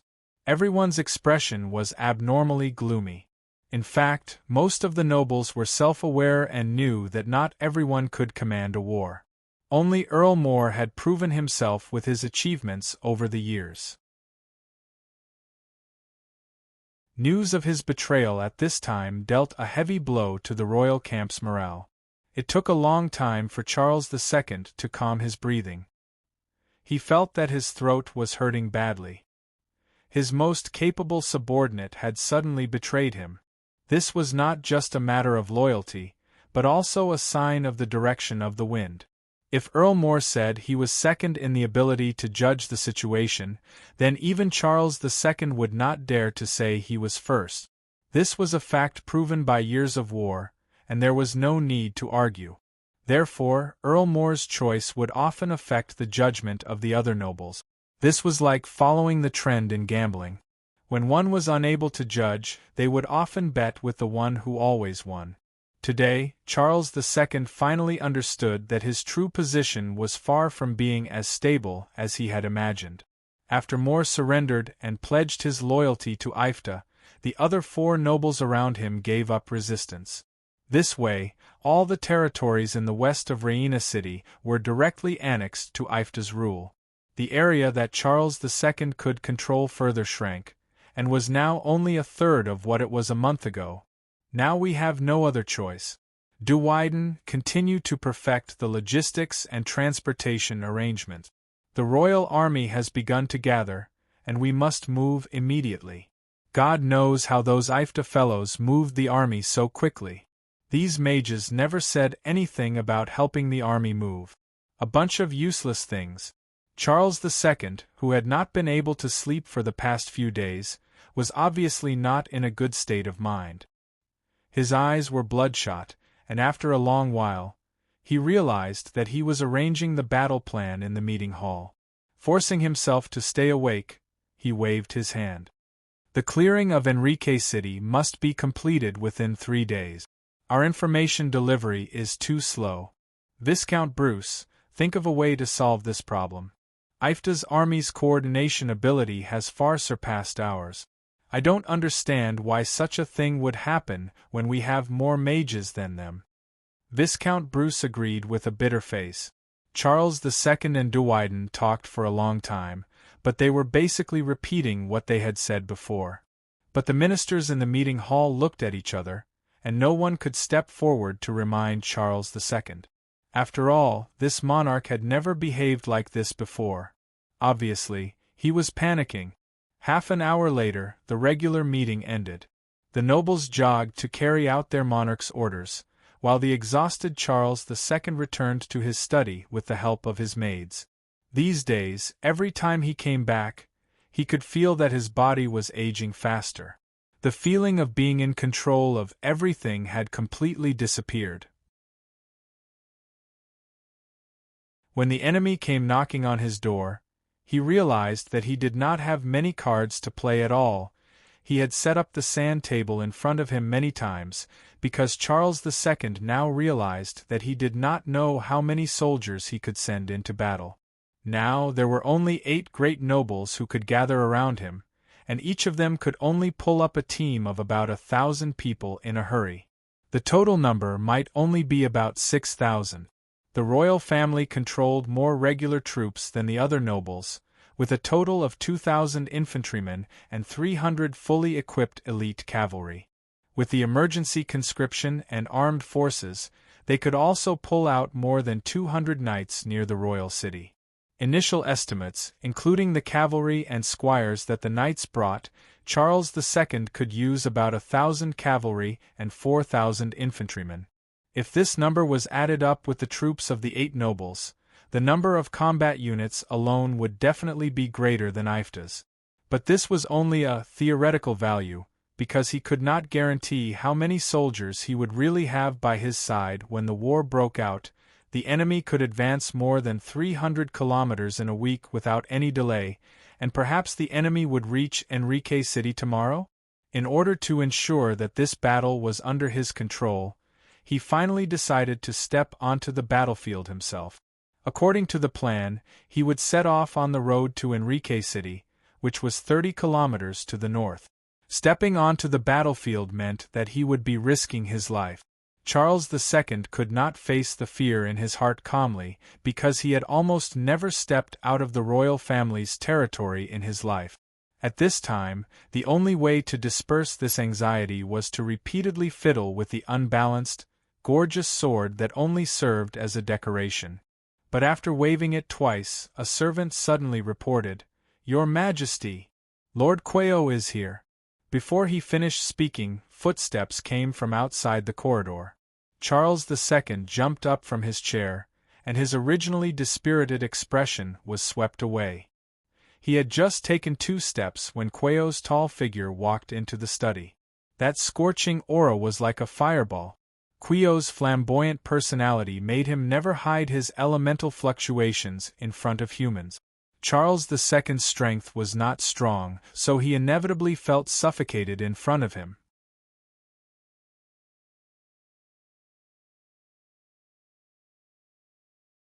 Chapter 896. Quayo did not conceal the anger in his heart, because Charles II had been too incompetent these days. To be honest, Ifta's attack is too strange. Being questioned so aggressively, Charles II understood that if he didn't explain himself well today, he wouldn't be able to fool them. He explained everything he knew in a low voice. Quayo had left to gather the fledgling Dragon Legion on the 3rd day of Eiffel's attack. He had thought that it would be good enough if Eiffel could take down Dunkirk at most. In the end, after a week, Eiffel had almost pushed to the front of the royal city. This matter was too outrageous, and Charles II's explanation made him frown even tighter. Finally, Quayo interrupted him. "It's not like I haven't studied the way humans fight. Which one of the things you said is the same as a normal war?" The reason why Raina City was taken down has not been found yet? Did the enemy fall from the sky? Charles II had been guessing for a long time. Raina City had been closed for a long time, and the only news came in the morning after the city was occupied. But the letters only said that Viscount Cartland and the nobles in the city were captured at a banquet, and there was no other information. He really could not figure out what was going on. Their advance is frighteningly fast. Even our army can't match it. I don't know what kind of changes their army has gone through, but the current situation is, I have to personally lead the army to fight them to the death. Charles II's words were impassioned, but in fact, he felt very guilty. Everything he was doing now was to leave an impression on Quio. He knew what position he held in Quio's eyes, so this gesture was necessary. Quio did not have the time to pay attention to his performance at the moment. The other lords knew that he had gathered the young Dragon Legion, and the purpose of this was actually to express an attitude of, I'm serious. But in fact, he really did not intend to throw the young Dragon Legion into this war. As the Red Dragon Lord, Quio was not a war maniac. Of course, he understood the result of throwing the dragons into a human war. Breaking the balance always meant a reshuffling of the power structure. Although helping the royal family to win this war could strengthen the Red Dragon's position in the future, the problem was, would the other dragons sit back and do nothing? The fledgling dragons were a deterrent force, and the other dragons had their own trump cards as well. The games and contests between the dragons were actually reflected in various aspects. This time, Roland was able to suppress Victor by relying on the space-time rift, which was like a pie falling from the sky. Quio was ambitious, and at the same time, he had enough courage. Hence, he used this opportunity to play this game of chess. But what about Roddy? He almost flipped the chessboard. Quio stood there and pondered for a moment before saying, I will intervene in this battle. Charles II was overjoyed, but before he could express his gratitude, the Red Dragon Lord continued, If you continue to rely on your current organizational abilities, I don't think you will be able to win this battle. If I want to win, I need control. It's my honor.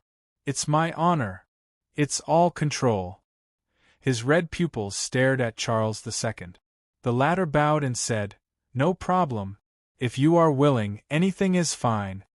When Charles II completely handed over his sovereignty, Sally, who was in Hollier, had a completely different mentality from him. The nominal Duke of Ifta was now sitting in the Magic Tower every day, reading the news from the front lines, and at the same time monitoring the food transportation projects of the various nobles in Ifta. War? The entire Ifta did not mobilize any army outside of Elson's system. When the group of nobles found out that Roddy had almost beaten the royal family to the ground, they all felt an indescribable panic. They all came to Hollier to inquire about the news, or through certain channels to kindly warn Sally. Roddy's power was too great, and Duke had to be restrained as soon as possible. In response, Sally just smiled. Restrained? Of course, she understood the tricks of power. Many people secretly mocked her, the Duke, for existing in name only, but in reality? If she specifically created another force to restrain Roddy, although she had the power to control others in name, when the time came, it would probably be Charles II who came knocking. Many people coveted power unabashedly, but these guys did not realize that they did not have the ability to lead an army and flatten the front lines for 300 kilometers in 10 days. Although Sally was not old, she had experienced difficult battles in Rose Cross, and her understanding of military operations was much clearer than those armchair strategists. Therefore, when she saw that Roddy had dealt with a total of more than 20,000 enemies through airborne and blitzkrieg, she understood that the entire kingdom was about to enter an unprecedented new era. The old system was too backward. If one were to say that Charles II had done poorly. In fact, although he was stubborn, the troops under him were real.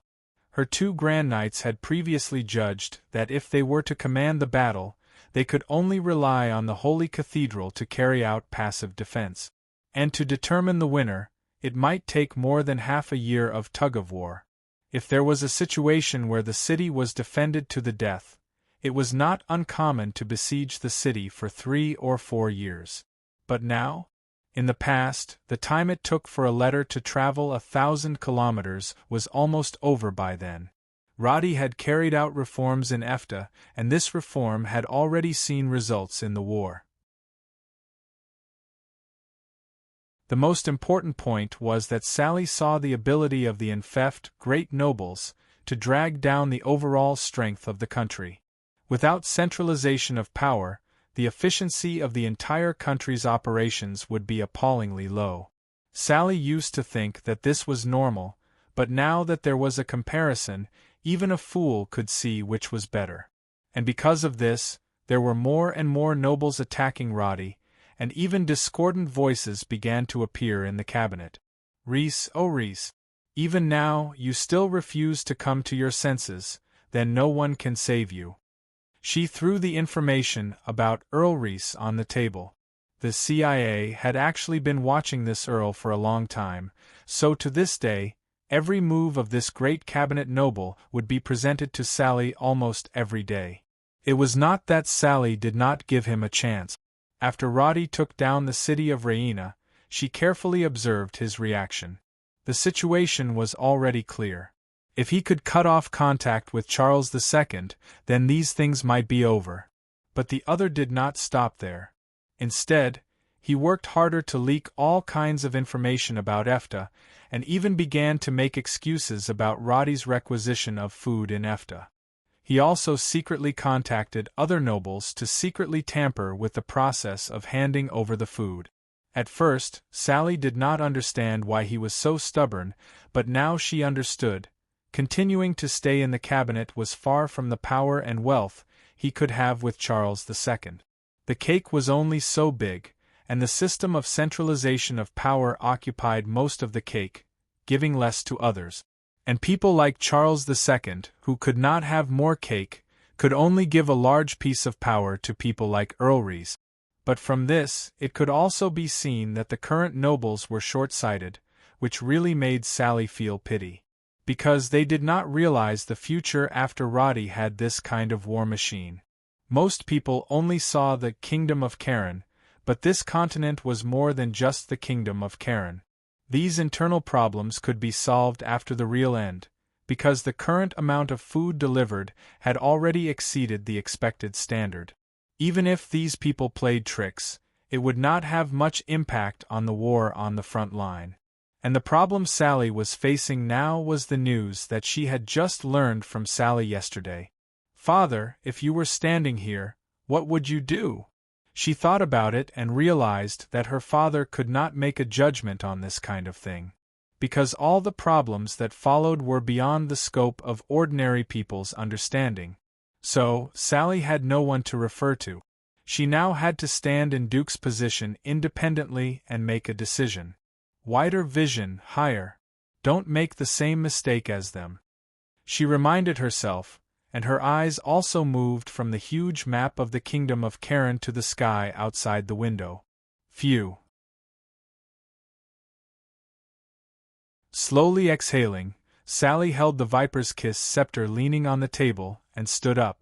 May 21st, Dragon Tower. The atmosphere in the palace suddenly changed in the past 2 days.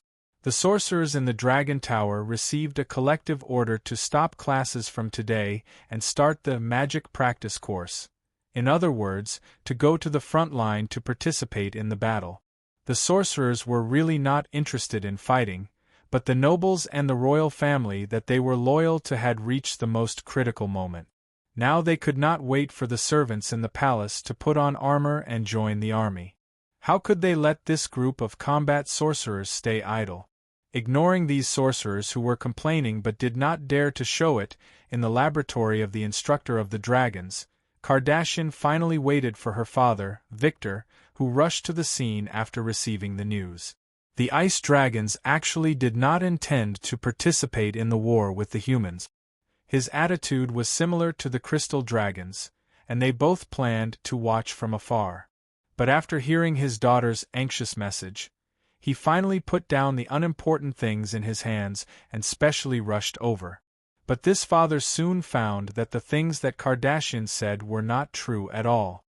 Kardashian, I think you should have your own judgment. In order to achieve their own goals, humans can lie about anything. Do you think you will be fooled by his flowery words?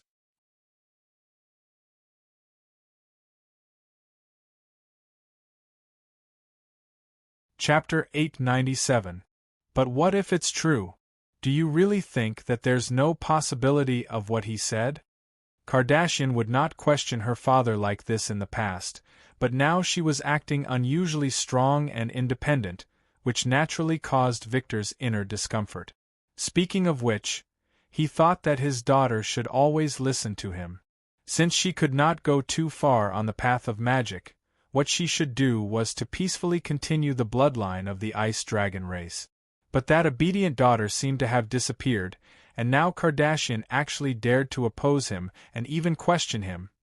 Between dragons and humans, of course I choose dragons. Don't ask such things in the future. He forced the topic to stay here, but when he thought about what Kardashian had said, he felt vaguely uneasy. Kardashian knew that she had gone too far, so she took the initiative to soften. Actually, father, think about it from another perspective. If the dragons did not participate in this kind of thing, why would it take Roddy a month to take down the royal family? This is not a battle of the same level. I don't count the stars every day in Elson. The current funding that IFTA has invested in the war is conservatively estimated to be 8 times more than the royal family, and this money is not plundered, but borrowed from Lockman. You can fight like this. Victor was stunned. He knew very well what sufficient funding meant for a war. If Roddy could win, it would be good and bad for him. On the positive side, it was because he had disrupted the Red Dragon's plan, and on the negative side, it was all because he had given up on the cooperation with the other party. If they reconciled, it would not look good. He was also a little conflicted, but when he thought of Kardashian's attitude, he vaguely understood something, so he said, "If this war ends in the royal family's defeat, will Roddy welcome you back to Elson?" Kardashian was delighted, but she had long been instructed by Roddy to not show this emotion. Instead, she looked hesitant. After thinking for a moment, she said, "This may depend on who will be the first to show goodwill." After saying this, both of them fell into silence. The two of them had chosen to meet here mainly because Quayo had taken the initiative to summon all the feudal lords to discuss countermeasures. The meeting was about to begin in the afternoon, and the news that he received at this time made Victor a little hesitant. The originally clear situation seemed to have suddenly become extremely complicated. But in the end, he still made a decision. "I will carefully consider what you said." "You won't regret it, father," Kardashian answered with certainty. May 22nd. The town of Takila. This was an important town in the southeast of the imperial city. It was important because the roads from the imperial family to the north and the border all passed through here. In addition, irrigation was very convenient nearby, so the production of food was high and the population was dense. As a town, it was already comparable to a city. In addition, there was a river in the middle that acted as a transportation channel, so it could be said to be accessible from all directions. However, after the war began, the atmosphere suddenly became tense. A large amount of food was quickly transported to the city of Enrique. At the same time, in order to recruit enough soldiers, the city had begun to forcibly select men from among the adult males. They would be considered infantrymen if they were handed a knife. Then, they would gather and rush to the front line. The residents were miserable, but in the midst of war, there was no room for negotiation. The originally bustling town suddenly became desolate, and the formerly lively docks and streets were now almost empty. But today, the arrival of a team made the town lively again, but the local residents did not think that this liveliness was any good, because the people who came were the Viper Cross Army of Saints. The so-called Army of Saints was actually the same thing as the Holy War Army, an army made up of believers. But compared to the previous team that attacked the Holy Cathedral and failed, the current Army of Saints was obviously more valuable, because it could be said to be the elite of the Viper Cross army. Pope Dai personally led the team, which boosted the morale of the team to an unimaginable degree. After more than 10,000 infantrymen, 2,000 cavalrymen, and about 6,000 logistics troops arrived in the town of Tequila, the entire streets and alleys were almost a sea of white, because in order to distinguish themselves, the Army of Saints mainly wore white clothes. They chanted scriptures loudly and occupied the streets, so that the residents who originally lived here did not dare to leave their houses, for fear of being attacked. The team arrived here on the third day after receiving the news from the imperial city, which meant that Pope Dai was actually already prepared for battle. At this time, he commandeered the largest hotel in the town, and in the largest room on the top floor, he read the intelligence analysis from the front line. After a long time, he ordered, "We must reach the outskirts of the city of Enrique within 3 days. The speed of the enemy's advance is somewhat abnormal. If we are 1 step slower, we may end up losing everything." "Yes, Your Holiness." After saying that, Dai glanced at the 4 people in front of him and said in a low voice, "In the past 2 years, we have suffered too many losses. The elders and the cardinals have suffered heavy casualties, and the main reason is that the Rose Cross's crusade has been disadvantageous. Originally, there should have been at least 10 people standing here, but the attack on the Holy Cathedral had caused the Viper Cross to suffer heavy losses, and the death of 3 elders had left the Viper Cross manpower empty. But for Dai, the eruption of the war at this moment was the best opportunity to save his prestige, or rather, this was also the last chance he could grasp. If the royal family was destroyed, what would happen to the Viper Cross? When he thought of the fact that the Rose Cross under Roddy's control had become a hospital dedicated to serving his army, Dai felt that he had to ruthlessly attack this group of heathens in this battle. Of course, he was not blindly confident, because in this battle, the Viper Cross had dug out all their assets, and even brought with them a number of unprecedented weapons. "How is our Poison Fang chariot? There have been no problems along the way. Your Holiness, the craftsmen of the Kingdom of Mossy are indeed skilled. The chariots they make are far more durable than those in the country. This is something that will determine our position after the war, so we must take good care of it. The town of Tequila will have water transportation from the beginning, so we can speed up the transportation." Dai was different from Charles II. Since the establishment of the Viper Cross, it had always been in all kinds of battles, big and small, and had fought countless battles. Therefore, to be able to become the Pope, in addition to having extraordinary strength, in terms of war, the mediocre nobles could not compare. He was quite skilled in commanding and dispatching, and even without a map, he was clear about the route and the marching point. "Right, how are the craftsmen of the Kingdom of Mossy?" "Your Holiness, they don't seem to be very satisfied with the conditions, and have been complaining about the food for the past few days. Isn't the standard of food given to them higher than mine? Why are they still complaining?" Dai frowned. The Kingdom of Mossy was a country on the other side of the eastern mountain range. It was famous for its many skilled craftsmen who were good at making precision instruments. However, since the year before last, there had been an extremely serious civil war within the country, and many people had hidden in the mountains in order to escape. Many of them crossed the mountains and came to the Kingdom of Karen, and this group of people was taken in by Dai because they claimed to be able to make war machines with amazing combat power. These people and the weapons they made were the trump cards that Dai had always kept hidden, and they had not been used in the previous wars against the Rose Cross, because that kind of small-scale war did not need these things at all. Once they were revealed, they would be coveted and left behind a handle. But now was the best time to cut in. Dai Ze had already gambled the fate of the Viper Cross, all for the sake of shocking the world with a single brilliant feat. As long as he displayed his valiant battle prowess, it wouldn't be as simple as just obtaining a piece of missionary land. Must be careful, must be careful. Dai Ze looked out the window at the overcrowded town.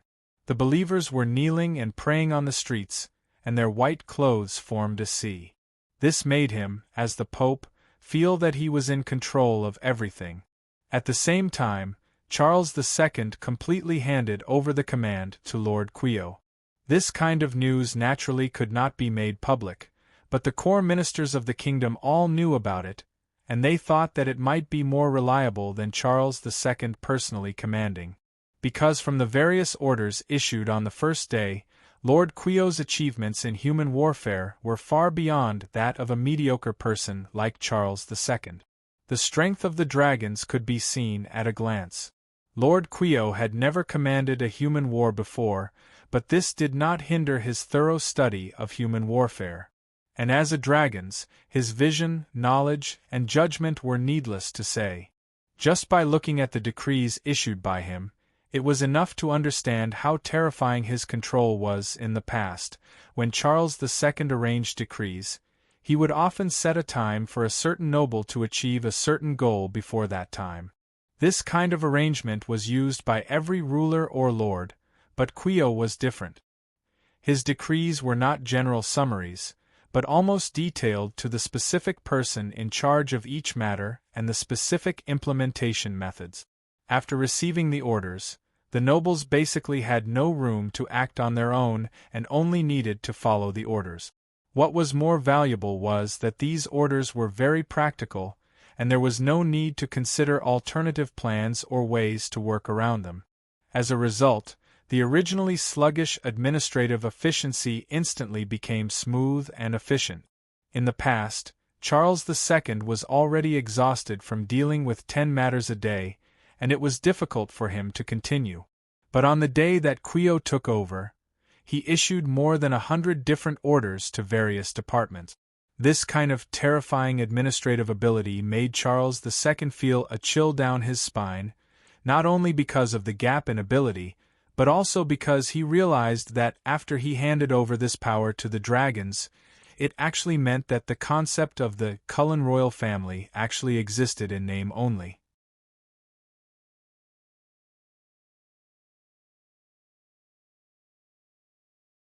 Chapter 898. After experiencing the beauty of power, Charles II knew very well what this feeling would bring. After losing control of the country, this monarch felt that his life seemed to have lost its meaning. Walking in the still gorgeous palace, his heart suddenly felt extremely empty. Was it worth it to win this war? But now there was no room for regret. The only thing Charles II could do was sit in his study and read the decree issued by Quio, while waiting for the time to go to war. Before this, Charles II also thought about using the mages of the Dragon Tower, but he imagined that these mages could be directly sent to the battlefield to destroy the enemy's soldiers. However, Quio's approach was the complete opposite. Regardless of whether they were of high or low rank, these mages were quickly arranged into the logistics department, and their respective tasks were assigned to each mage. What they did was not very technical. They were just to assist the ordinary engineers to quickly transport logistics supplies to Enrique City. Although skills such as Magician's Hand and Levitation were only basic skills for these mages, they greatly improved the speed of logistics transportation. At the same time, a team of mages was specially sent to deal with the road from the Imperial City to Enrique City. The purpose was to smooth the muddy road and make it suitable for carriages to pass. Charles II carefully thought about it and realized that he had completely ignored Roddy's strength in logistics. It was a miracle in itself that he could still keep up with the supply line that was thousands of kilometers long after advancing 300 kilometers. Charles II stared at the map in a daze. After a sudden realization, what emerged was frustration, because this problem was too basic, but he had never paid attention to it from the beginning to the end. As a result, a good hand of cards led to the current situation. He suddenly lost interest in continuing to read and threw the stack of papers to the side. Charles II looked at the sunlight outside the window in a daze. After an unknown amount of time, someone knocked on the door. A guardian knight in military uniform walked in and knelt on one knee. "Your Majesty, the troops are ready." Charles II naturally was not joking when he said that he was going to the battlefield. However, he was no longer as impassioned as he was a few days ago in the council hall. Looking at the knight in front of him, he slowly got up and said in a somewhat hoarse voice, "Got it, Lime. How long will it take for us to arrive?" "Your Majesty, about 2 days will be enough. The road has been repaired and strengthened. If there is no mud, the marching speed can be increased by 30%. Where are our mages?" Charles II looked at the corridor, because at this time, the royal magisters would definitely accompany them. Lime paused for a moment, then replied hesitantly. Lord Queel said, "Archmages can help with the logistics before the battle, so he sent Callerton and Turian to the town outside the city to help with the transportation of supplies." At the side, Charles II was stunned for a few seconds. Finally, he sighed and said, "Lord Queel's understanding and grasp of war is not something I can compare with. Now, only the dragons can save this kingdom. Since he has made such an arrangement, it naturally makes sense." It sounded like he was talking to Lime, but he was actually trying to convince himself. When he stood up, Charles II's face was very haggard. There was no need to change into heavy armor for the journey, so he had already put on casual clothes suitable for the journey and followed Lime out of the city. In order to save money and raise funds for the battle, many of the servants in the palace had been dismissed. Thus, when he walked out, the familiar corridors and halls were empty. Many of the paintings and decorations that were originally displayed here had been sold off. This showed Charles II determination for the war. When they walked out of the palace, the queen, who was already in tears, stood in front of the white stairs with her 4 children. Charles II said goodbye to them in a choked voice, then directly mounted the white horse and headed out of the city under the protection of hundreds of royal knights. "I will ask Lord Queel to leave a magister to protect your safety." This was Charles II's farewell words. The eldest and second princes were still young, so they could only stay in the palace. The young Princess Chloris and Rolling snuggled up to their mother, watching their father embark on an unknown journey. "I hope I can still come back and sit on that throne." Charles II turned his head to look back at the palace that was mainly white, and his heart could not help but think. But looking at the silent knights in front of him, he felt more and more confused. What was he fighting for now? May 23rd, outside the city of Raina. Count Moore dismounted his horse, and the servant beside him hurried over to support him. However, the count's legs were still very agile. After he dismounted from the horse, the only discomfort he felt was his crotch. The muddy road from the territory had been impossible for carriages to travel in the recent days, so he gritted his teeth and rode his horse here. He glanced at Nora, who was beside him, and said, "Can we meet the Prime Minister here?" Nora shook her head, and directly led the group into the military camp in front of her. After passing through many checkpoints, she brought Count Moore into the core area of the military camp, Soddler's command tent. Reporting, Commander. CIA Secret Service 3 Nora has been ordered to bring Count Moore to the military camp, and requests an audience. "Oh." The voice inside hesitated for a moment and then said, "Approved. Let them in." Hearing Soddler's voice, Nora, who had been calm all this while, finally became a little agitated. In fact, Earl Moore could have come in himself, but she couldn't resist making use of this opportunity in order to see Soddler. The tent was simple, but everything was neat and tidy, and unusually clean. Count Moore had been observing his surroundings ever since he entered the military camp. Here, he didn't see the usual mess of a military camp. It could even be said that The average level of hygiene in this military camp was not much worse than his own manor. Seeing Sodeler's tall figure, Count Moore immediately bowed, but he didn't notice Nora blinking her eyes. Sodeler glanced helplessly at Teflon, then returned Moore's greeting. "My lord, your meeting with the Prime Minister has been arranged for this afternoon, but not here." Roddy had named Moore as an advisor. As there was only one road, Sodeler first had Moore come to Raina for a transit, and this conversation with Count Moore was a simple knock on Moore's head. The decisive battle will probably start in Enrique in the next few days. Ifta's forces are currently building a road to Enrique, and Raina is now their rear base. The Prime Minister is currently in Lannis. Moore's mind quickly came up with a strategic map. He had previously speculated that Raina would be the battleground, but Ifta had advanced too quickly, and it sounded like they had chosen Enrique as the battleground of their own accord. To an expert, the meaning behind this sentence was huge. The relationship between initiative and passive in a war often determined the outcome. When one side could choose the battlefield, the other side would often be at an absolute disadvantage. But Moore was puzzled. Since they had chosen Enrique as the battleground, why were they still allowing the royal forces to gather there? He knew that Sodeler was revealing this information to test him, and so the next question was crucial. Are they planning to attack Enrique in advance? Like what they did to Raina? Sodeler did not answer directly, only smiling. "You can discuss this with the Prime Minister. I'm only in charge of execution, and can't reveal more." He actually had some respect for Moore, but he could not show it at the moment. After all, Sodeler was now the commander of Ifta's forces, and not the unknown little baron from before. The exchange was mostly for familiarity and courtesy.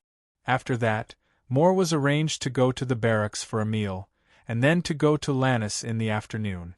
As soon as he left, Nora threw herself into Sodeler's arms without a care for her image. The latter's body stiffened at the passion, and he said anxiously, "Come down. It won't be good if someone sees us." But Nora had a keen sense of hearing, and naturally knew that no one was outside, so she boldly clung to him to express her longing. Sodeler had only gone out on a few dates with her, and he himself had never been in a relationship before, so such a scene left him at a loss. But Nora was in the intelligence agency, and she spent her days learning how to get along with all sorts of people. Even if she did not know much about this, she had learned quite a bit. She deliberately twisted around Sodeler's body a few times, and then raised her face to kiss him. Only then did the latter stop the nonsense, and obediently enjoyed the temporary peace of war. But the two still restrained themselves, and did not do anything else in the tent. At 1 in the afternoon, Nora bade farewell to Sodeler and continued heading north with Earl Moore to Lannis town. Earl Moore, who had a meal in the barracks canteen, had his horizons broadened. He had never seen such a well-organized barracks before. But all his amazement turned into shock the moment he stepped onto the truck. It had only been an hour, and the Bordeaux River appeared before his eyes. "We're here already?" Even on a fast horse, it would take at least a day to get there, but how long had it been? Even the sun didn't seem to have deviated much. He wasn't the first to be shocked by the speed of transportation, but he definitely had the deepest understanding of its effects. In Earl Moore's military philosophy, there was always the concept of speed is the most important thing in war. The reason he could successfully drive away the orcs last year was because he had mobilized all the forces he could, amassing a large force in a short period of time, and finally barely achieved his strategic objective. But now, when he realized that Roddy had such a fast transportation route, he finally understood how he could flatten a territory of 300 kilometers in a week. After alighting, Moore realized that he did not enter the messy Lannis town. The neat barracks before him was almost identical to the one outside La Jenna. After Nora handed over her mission, Earl Moore was led by a guard to the center of the barracks. But when the guard stopped, Earl Moore looked ahead curiously. There were tents on both sides, but there was only a single rock protruding from the ground. What was the meaning of this? The guard stood straight at the side without saying a word. His eyes were fixed forward like a nail. Earl Moore had never seen such a military posture before. Before he could think further, the boulder in front of him suddenly changed. After the illusion of camouflage was broken, an ordinary tent appeared. Earl Moore was taken aback. He then saw the flap of the tent open, and a bald man walked out. The man's strange appearance puzzled Earl Moore, but the dragon horns on both sides made him realize that he was not a human, but a dragon. I will inform the Lord of today's events.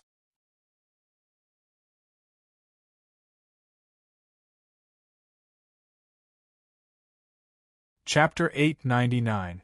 Just call me Eshin. Kardashian and Iskar speak highly of you.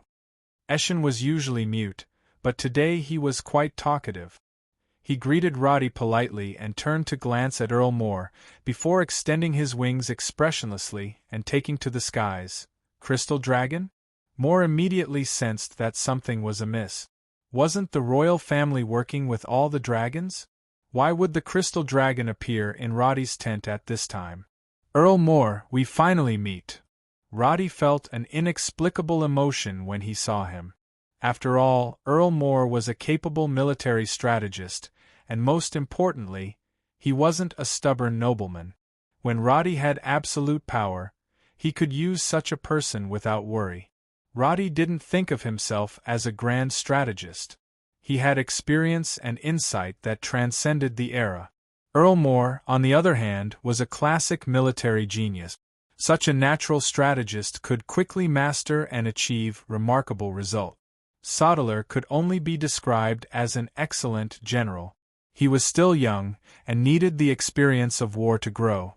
Moore, on the other hand, was a proven commander. Roddy wouldn't stop at a small place like the Kingdom of Karen in the future. With such a talent available, he would definitely fight for it. Prime Minister. Moore bowed respectfully. Roddy accepted his allegiance and attitude, and didn't put on airs and invited him into the tent. Once inside, the plain furnishings made Moore sigh. Military camps didn't have living quarters and bedrooms, and the camp bed here was probably Roddy's bedroom. The sand table and stacks of documents beside it indicated that military meetings were held here as well. From this point alone, he realized that Roddy and the luxury-loving Charles II were people from two completely different worlds. I would like to invite you, Earl Moore, to be a member of my team of advisors. This war should be ending soon, but EFTA's footsteps will definitely not stop here in the future. I hope that the path of conquest will be smoother with your help. Roddy did not hide his thoughts and straightforwardly expressed his thoughts. Moore was a little stunned. He was still thinking about how he should help Roddy conquer the Karen royal family, and now it was over with a simple, "The war is coming to an end? You're thinking of conquering more territories now? Wasn't that a little too much?" Of course, Roddy had deliberately created such an effect. Without further explanation, he picked up a stack of documents from the table beside him and handed it over. Earl Moore is an expert in military warfare. He is also well versed in weaponry and equipment. These are the things that I will be using in the upcoming decisive battle. Take a look and give your opinion. Earl Moore's body tensed slightly. He understood that this was a test of his abilities. Respectfully receiving the stack of papers, Moore read the contents carefully. But after going through the crystal cannons, reconnaissance planes, transport planes, trucks, and roads, he finally understood why Roddy was so confident. He was still thinking about how to use his wisdom and strategy to teach the young Prime Minister a lesson, but now he could only sigh. Prime Minister, forgive me for being blunt, but under these circumstances, unless the dragons are determined to join the war, I can't think of any possibility of defeat. Moore's words sounded a little lonely. He had studied war for his entire life, but now he realized that he was far behind the times. The sudden feeling of emptiness hit him hard. This was Roddy's real show of strength, exposing a few of his trump cards to intimidate more, and let him know that he was not indispensable. Only then could he be more assured in using this old nobleman in the future. While Roddy had never studied the mind of an emperor, his years of war and his high position had long since given him a better insight than the otaku he used to be. Compared to Ifta's current bloated administrative structure, Elson's team was actually the core of his operation. The dragons will eventually join the war, but we're not completely unprepared. What we need to do now is to wait patiently for the right time. As he spoke, he took out the image of the enemy that the falcon had taken an hour ago. In 2 days, 3 days at the latest.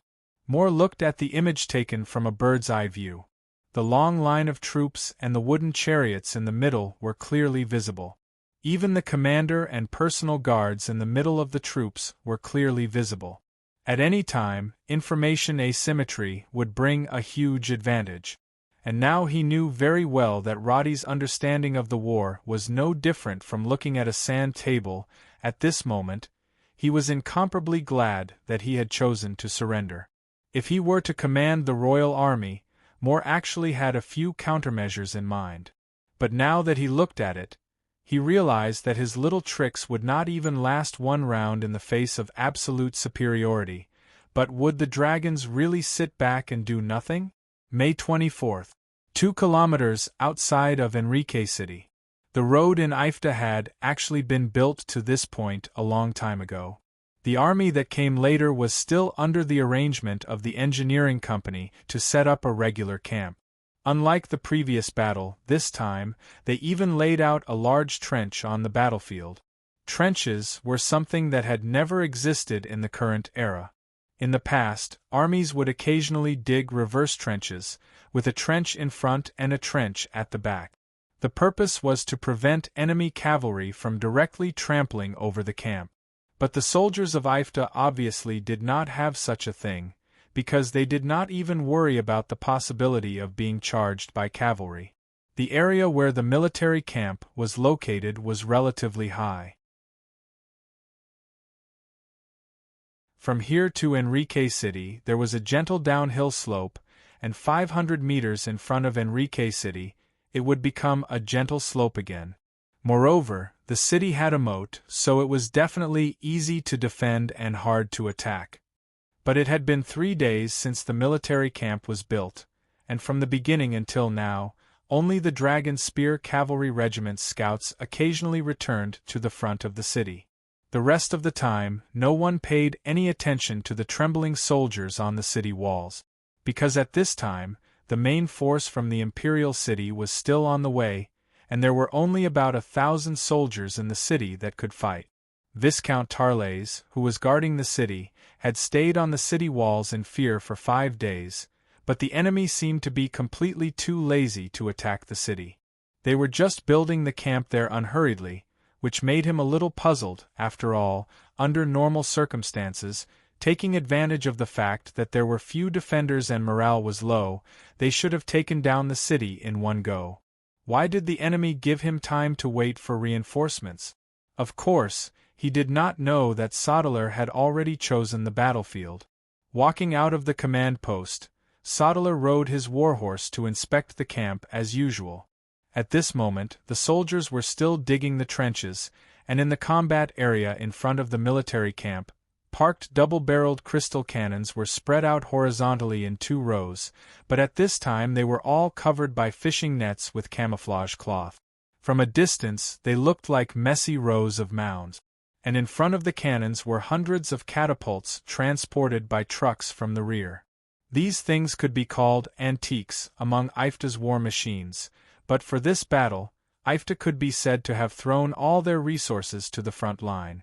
Not to mention the catapults, just the spare armor and weapons alone were piled into a small mountain in the camp.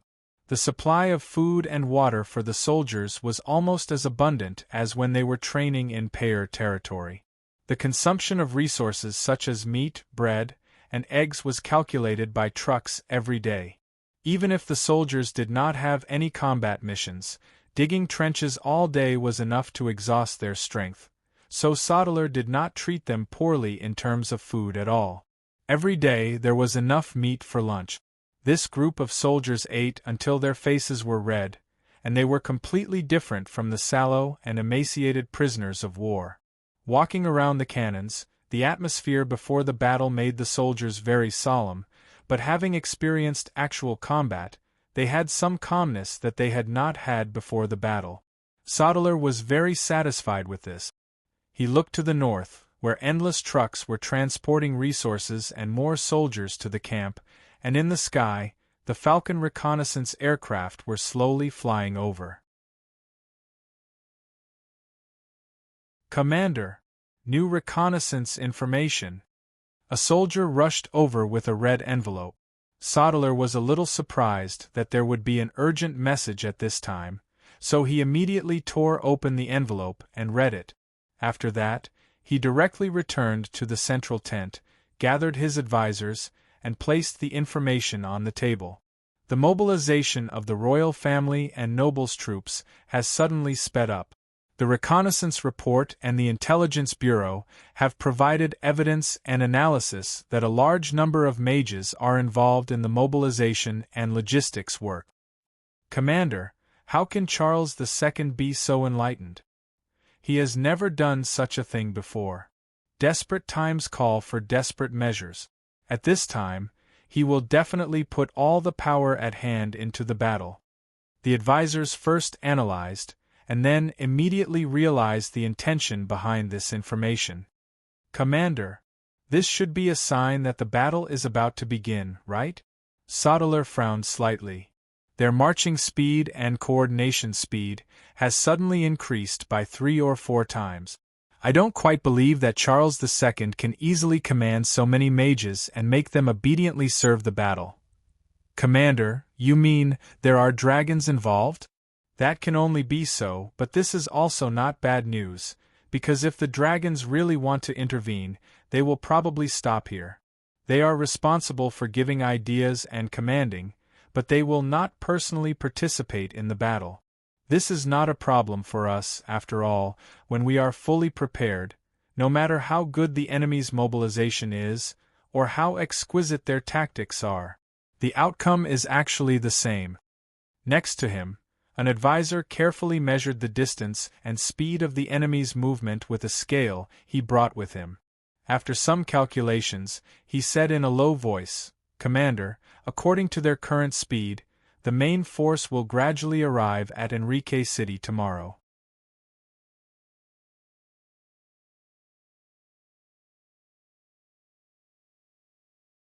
Chapter 900. At the same time, the Viper Cross Pope, who was in the middle of the army, had the same question in his mind. From where he stood, he could see the light and roar of the giant cannons on the high ground in front of him. At the same time, he could see the crumbling walls of Enrique City in the distance. When he realized the range and power of the enemy's attack, Dai did not hesitate to blow the bugle and begin the attack. Damn it! What kind of weapon are they using? Dai, who was riding on horseback, was a little flustered. At this time, the army was about 1,700 meters away from Efta's position on the high ground. The effective range of the Venomfang tank was already very long, but it was only about 1,000 meters at most. The enemy's heavy cannons had directly blown up the city wall nearly 2 kilometers away. In comparison, Dai did not think that he could escape the attack of such a weapon. Since the cannons could hit Enrique City, they could also hit him. Therefore, the only thing he could do now was to speed up and rush to the high ground before the enemy turned their target to him. Speed up! Speed up! Even if we don't have the stamina to rush there, it's better than dying on the road. His hand that was gripping his staff was full of sweat, and his whole face was as tense as a mask. The mages desperately cast magic spells to speed up the soldiers, but the movement of nearly 10,000 soldiers, coupled with the cumbersome poison Fang chariots that slowed them down, the orderly troops immediately began to fall apart. But just as the cavalry began to speed up, preparing to break away from the main force and charge forward, a dense roar came from the sky. Pope Daize raised his head and saw two black silhouettes on the horizon rapidly flying in their direction. They seemed to have already adjusted their course and were flying straight at them. Daize had seen these things many times, but he still did not know what they were. But when the huge albatross transport plane behind them appeared in their field of vision, everyone realized that something was wrong. The falcon flew over their heads. The albatross was only flying at an altitude of about 1,000 meters. It flew over the artillery position where EFTA's soldiers were, and then, as it was about to fly over the Viper Cross army, it began to drop black objects from the rear cabin. The Viper Cross infantrymen at the forefront of the formation raised their heads to look at the sky, watching as the black object with a tail rapidly plummeted down, directly smashing into the formation of infantrymen. Boom! Daize, who was 200 meters away, saw the explosion with his own eyes. A blue light bloomed, and with the shock wave, a large number of broken limbs were thrown high into the air. Everything within a radius of more than 30 meters was completely engulfed in flames. Black smoke rose like a mushroom, and the terrible shock wave even blew away the knights 100 meters away. What was more frightening was that the attacks were continuous. The sorcerers on the Albatross quickly dropped more than 70 air bombs. When Daize saw the black shadows flying towards him, he immediately jumped off his horse and shouted, "Dodge! Dodge!"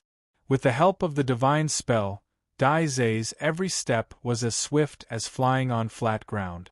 However, there were far too few people who could do what he did. The high-ranking Saint Knights protecting him did not realize the severity of the situation and instinctively turned their horses to the sides. As for the elders, they were squeezed in the middle of the group. When they heard the Pope's warning, they were already one step too late in casting their spells. But there were too few people who could do what he did. The high-ranking knights protecting him did not realize the severity of the situation and instinctively turned their horses to the sides. As for the elders, because they were squeezed in the middle of the formation, when they heard the Pope's warning, they were already one step too late. The crystal equivalent of each bomb was more than 3 times that of the cannons. In order to save costs, these bombs were made of wood that had been enchanted with solidification. However, to increase their lethality, the tails of the bombs were filled with all kinds of metal fragments. Thus, when the front part of the warhead pierced into the ground and triggered the crystal explosion, the fragments stored in the tail would cause a large area of damage in the process. And when the series of bombs fell directly into the dense crowd, each bomb could kill tens or even hundreds of people on the spot. In the era of cold weapons, it was impossible to imagine the terror of aerial bombardment with firearms. Currently, the Viper Cross concept of battle was still at the stage of relying on numbers to win, but they did not know that this kind of distributed formation was the favorite target for carpet bombing. More than 70 bombs fell to the ground in half a minute. Although it did not completely cover the entire Viper Cross troops, it still drowned more than 70% of the infantry troops in a sea of fire caused by the release of crystal energy. Only the 2 sides of the cavalry troops were lucky enough to escape the bombardment. But this kind of attack that was even more frightening than a forbidden spell had completely destroyed their morale. The knights of the army of saints who had been shouting their slogan could only do their best to control their horses, which had been startled by the impact and the loud explosions. Faced with the attack from the sky, these cavalry discovered that they could do nothing but passively take a beating. Charge! The enemy was still 2 kilometers away. In front of them, the orange-red flames formed a sea. The people in the middle of the infantry formation had been wiped out on the spot. The soldiers at the edge of the formation who hadn't died from the impact were now crawling out with their bodies covered in flames. Some of the cavalry jumped off their horses, wanting to drag them out of the sea of fire. But when they got closer, they discovered that these people's bodies were covered in large wounds caused by metal fragments. The blood that flowed out had been scorched black by the fire. Often, not even a few minutes after they were dragged out of the area, they would die from the burns in their respiratory tracts and excessive blood loss, and an even more frightening accident had yet to come. When Pope Daizé crawled up from the ground, his face covered in dirt, the first thing he saw was the poison Fang war chariots and the poison gas bombs in the center of the battlefield. And to his horror, those war weapons that he had spent so much blood and sweat to create had already been completely destroyed by the impact and flames. And the dark green poison gas had also spread along with the destruction of the poison gas bombs. When this poison gas came into contact with the soldiers on the two sides, they immediately began to howl in pain. The soldiers who had been operating the poison Fang war chariots began to madly scratch at their cheeks and exposed skin. Pustules almost immediately covered their entire bodies. Afterwards, these soldiers' throats were completely mute from breathing in the poison gas. When they noiselessly fell to the ground, their faces were covered in pus and blood, their deaths abnormally miserable. Quickly retreat from that area. Hurry! Daizé shouted with all his might, but only now did he realize that his personal guards had not been able to dodge in time and had all disappeared in the explosion. And when he looked around, the only thing left where he had been standing was a giant pit. The ground was covered in scorched black severed limbs. Those elders had disappeared without a trace. Most likely, not even their corpses were intact. How could the top fighting force of the church be gone just like that? Daizé's ears were buzzing after the explosion. Not far in front of him, the poison gas had already begun to spread. Some of the knights who wanted to help the wounded were enveloped by the poison gas, then screamed and fled into the distance. This scene caused widespread panic among the hesitating cavalrymen. In order to avoid the poison gas, they all turned around and began to run. Very quickly, the cavalry's morale began to collapse on a large scale. Daizé alone was powerless to stop these cavalrymen from fleeing. He could only raise the scepter in his hand and use his magic to heal the wounded soldiers around him.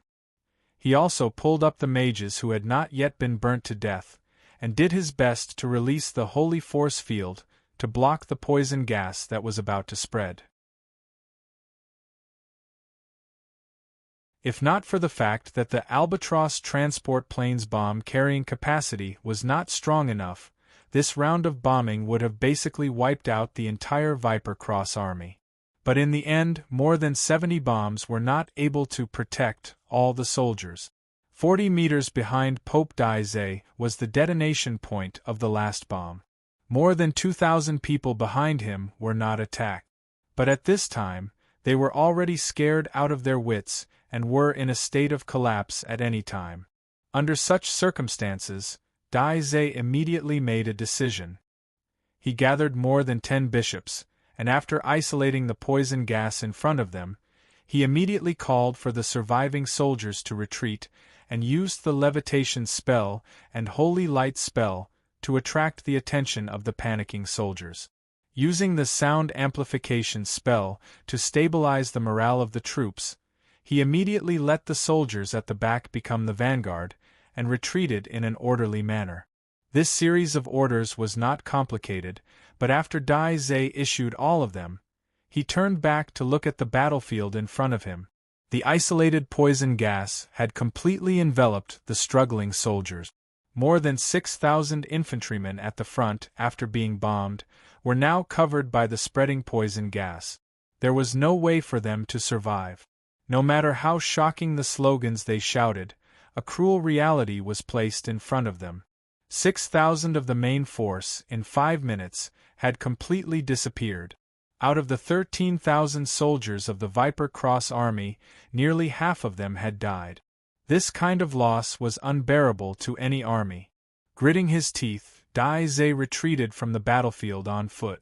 The existence of the poison gas made it impossible for them to even collect the corpses. This kind of humiliating failure made everyone's heart abnormally heavy.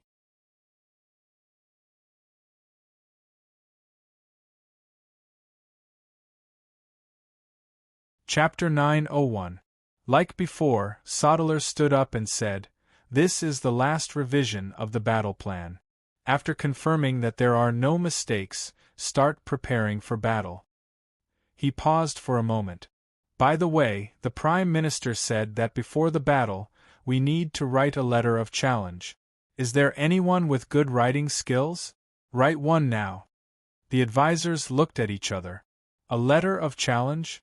You mean the kind used by the nobles in duels?" "Yes, but the content needs to be changed. It seems to mean, Aferta needs to have a good reason to make the royals surrender now. Anyway, we need to have a foothold in name." After Sodeler finished speaking, he also felt awkward. This was because his generation had experienced the most disputes over lords, and the most recent War of Nations had been more than 70 years ago. He did not understand these details at all. Previously, the Blitzkrieg was considered a sneak attack, so no one was stupid enough to inform Earl Harrison. However, this duel in Enrique City was a decisive battle that both sides had a purpose, and the letter of challenge seemed to have become a procedure that needed to be followed. The advisors discussed for a long time and wrote a nondescript letter of challenge. Sodeler had never studied literature. He read it and felt that it made sense. He then sent it along with the battle plan to the headquarters in Lannistown. In less than half an hour, Roddy sent over the battle plan signed by him, Sally, and Duke. The words on it were not changed, which was enough to show his trust in Sodeler. However, the letter of challenge had been modified. Sodeler read it again, and found that the words made it seem like he had never learned the Bringan language because he could not understand the strange grammar. But since the Prime Minister had set the tone, he had no objections. After all, this battle was going to be fought. Would the other side surrender just because of the letter of challenge? Sodeler put the letter of challenge away, stood at attention, and said in a deep voice, "Now let the battle begin." "Yes, Commander." May 25th, in Enrique City. After the road was reinforced by the mages with magic, Charles II soon arrived at Enrique City. Because of the timely notification, the number of loyal knights who rushed over quickly reached a total of 180. Together with the cavalries and squires they brought with them, there were more than 800 cavalries and 4,000 infantrymen who belonged to the royal family. On this road, more than 4,000 commoners had been invested in transporting all kinds of supplies. Among them, there were also more than 80 low-ranked wizards and acolytes participating. With their protection, the other 8 nobles from nearby territories also led their own soldiers and quickly arrived. Within 3 days, nearly 10,000 people had flooded into Enrique City. The soldiers and knights from various territories were mixed together. If it weren't for Quayo's strong execution, there would have been a lot of conflicts and disputes over the distribution of food and lodging among these people. After Lord Quayo took control of the command, from the nobles to the soldiers, their ability to carry out tasks increased by several times. Of course, there were people who wanted to pretend to comply but disobey, and they were burned to ashes on the same day. Dragons didn't care which family you came from. No matter how noble you were, who could be more noble than dragons? To put it bluntly, Charles II was no different in his eyes. Now, he was still giving face to such a useless monarch. It was all because he needed a decent name to control his power. Charles II was now sitting in the Viscount's mansion in Enrique City. He had now adapted to his current state. Every day, he ate at a fixed time, patrolled the barracks, boosted the nobles' morale, wore conspicuous armor, and walked around the soldiers' businesses. He didn't have to worry about anything else. He just had to watch silently. The adaptability of humans was really strong. 2 days ago, he was still trembling in fear from losing his sovereignty. Now, he could play with the maid who served him with peace of mind. The reason he found for himself was simple. I have too much hidden depression and pain in my heart. I need to find a place to vent it. Otherwise, if I really get sick, I won't be responsible to the country. So, for the past 2 nights, he had reinvigorated his majesty as King Cullen with the pretty maid. However, when he woke up, the emptiness of not being able to control his fate would still attack him. Fortunately, the considerate maid opened her mouth to share this emptiness for him. Until the door was knocked, he was still immersed in the pleasure of being about to explode. "What's the matter?" Pushing away the maid who was coughing with her head down, he got up and casually tidied up his pajamas. He opened the door with light step. The soldier outside the door looked a little flustered. He was holding a letter in his hand. The black wolf head emblem on the letter stunned Charles II. "A letter from Efta?" "Yes, Your Majesty. A group of cavalrymen just arrived at the city and threw this letter into the city wall with a spell." Charles II hurriedly took it and opened it. He frowned and read for a long time. "What's written here?" "In the name of Efta, I crusade against the tyrannical king." How is this following the law of heaven?" "What is the law of heaven?" Charles II could not understand the classical Chinese version of Bringan's declaration of war that Rhodey had written out of bad taste, but he could roughly understand the meaning of these words. It meant that in the name of justice, Rhodey had come to crusade against him, an incompetent and tyrannical king. At the bottom, there was also the news of the decisive battle will be held outside Enrique City at noon tomorrow. This made Charles II angry and strange at the same time. There was a scheduled time for a war? Why were they not so courteous when they attacked? Charles II's first reaction was that the other party must be playing tricks. He quickly changed into his heavy armor. With a head full of sweat, he found Quayo standing on the city wall. The Lord of the Dragons said bluntly, "I've read the declaration of war. It's just some petty tricks. If he had chosen to attack the city a week ago, I would still have acknowledged his military prowess. Now, he's resorting to such tricks. How disappointing."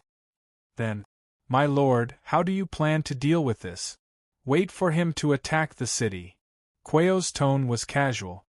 "Send cavalry to harass their rear. With such a long supply line, as long as we incite a few rebellions at their rear, they will not be able to stay. Do they really think they're made of iron? If they starve for 3 days, they will scatter on their own. There's no need to send troops." Quayo's understanding of human warfare was almost on the same level as Moore's. His idea was exactly the same as Moore's. In fact, military warfare in this era was so simple and direct. Both sides were competing on resources. He had Enrique City to defend, and the other side had no place to take advantage of. This kind of war of attrition was extremely disadvantageous to Efta. The longer the battle dragged on, the greater the chance of victory. There were hundreds of such victories in history. It was no wonder that Quayo laughed at Roddy's stupidity. But Charles II was still worried. He whispered, "From the information I gathered from the front lines, they seem to have used magic when they attacked the city, causing the city walls to fall quickly. They have mages, don't you?" His previous attack was a sneak attack. Naturally, there were no mages defending the city walls at that time. But in this kind of battle, how can he catch them by surprise? Quayo did not seem to care about the war. He turned to Iskar and said, "Is there no one who is willing to come to Enrique City to watch the battle?" This sentence, of course, was referring to the other dragons. Obviously, after Quayo intervened in the human battle, the other dragons in the Dragon Tower expressed their dissatisfaction and protest in various ways. Now, apart from the apprentices and servants, there was basically no one in the tower. Oh, except for Kardashian, who was still wandering around the Imperial City all day. Kardashian said she will come tomorrow. The others have not replied. Iskar saw that Quayo's expression did not look too good. He knew that this lord had a fiery temper, so he quickly added, "I have already sent Baltus and the others to find and inform the other dragons. There should be results tomorrow." Quayo could hide the fact that he was commanding the humans from his subordinates, but he could not hide it from the dragons. Therefore, it was better for him to admit it openly. After all, he was only commanding and not directly going into battle. There was still a difference. Just like the rumor of the fledgling Dragon Legion, this move of his was actually more to test the bottom line of the other dragons. So far, it seemed that they did not openly object, which was actually a kind of acquiescence. Only the green dragons were not easy to deal with. However, Quayo had already asked Iskar to send people to inform them one by one. As long as the Cullen royal family could deal with Efta this time, he was willing to add a portion of the space-time rift to each of the dragons as compensation for this incident. In fact, this move was extremely effective. After all, none of the other dragons would fall out with such a powerful lord like Quayo because of the civil war of the humans. Naturally, the other lords would not refuse if they could obtain a portion of the resources by standing by and not doing anything. Quayo had a card up his sleeve, so he completely ignored the minor concerns of Charles II. The latter understood that he had no right to make any requests, so he immediately took his leave and began his daily routine of giving speeches and patrolling. No one in Enrique City would have thought that just as the war was about to begin, a group of uninvited guests suddenly came to the port in the south of the royal city. May 26th, above the southern sea of the royal city. Above the sky, the faintly discernible albatross glided past the clouds. Black figures leaped down from the two side hatches. Marzora skillfully opened the wind-stabilizing wings. Unlike the previous night's airborne descent, this time's airborne descent had a very good field of vision. In addition, all the soldiers of the Special Forces already had previous experience. After jumping out of the cockpit, everyone tacitly formed into two rows and flew towards the target area under the leadership of Captain Irwin. The area of the royal city's port was not large. In recent years, the royal family's sea trading targets were only the small coastal countries in the east. The total annual trade volume was not even comparable to the single transaction between Elson City and the Lassiman Kingdom. Therefore, while Marzora was gliding, he could only see that there were 17 or 18 slightly larger cargo ships and 8 warships in the port. The rest were all inconspicuous small fishing boats. You're tuning in to the Phoenix Nights YouTube channel. Don't forget to subscribe and join us on this journey to catch the most captivating stories.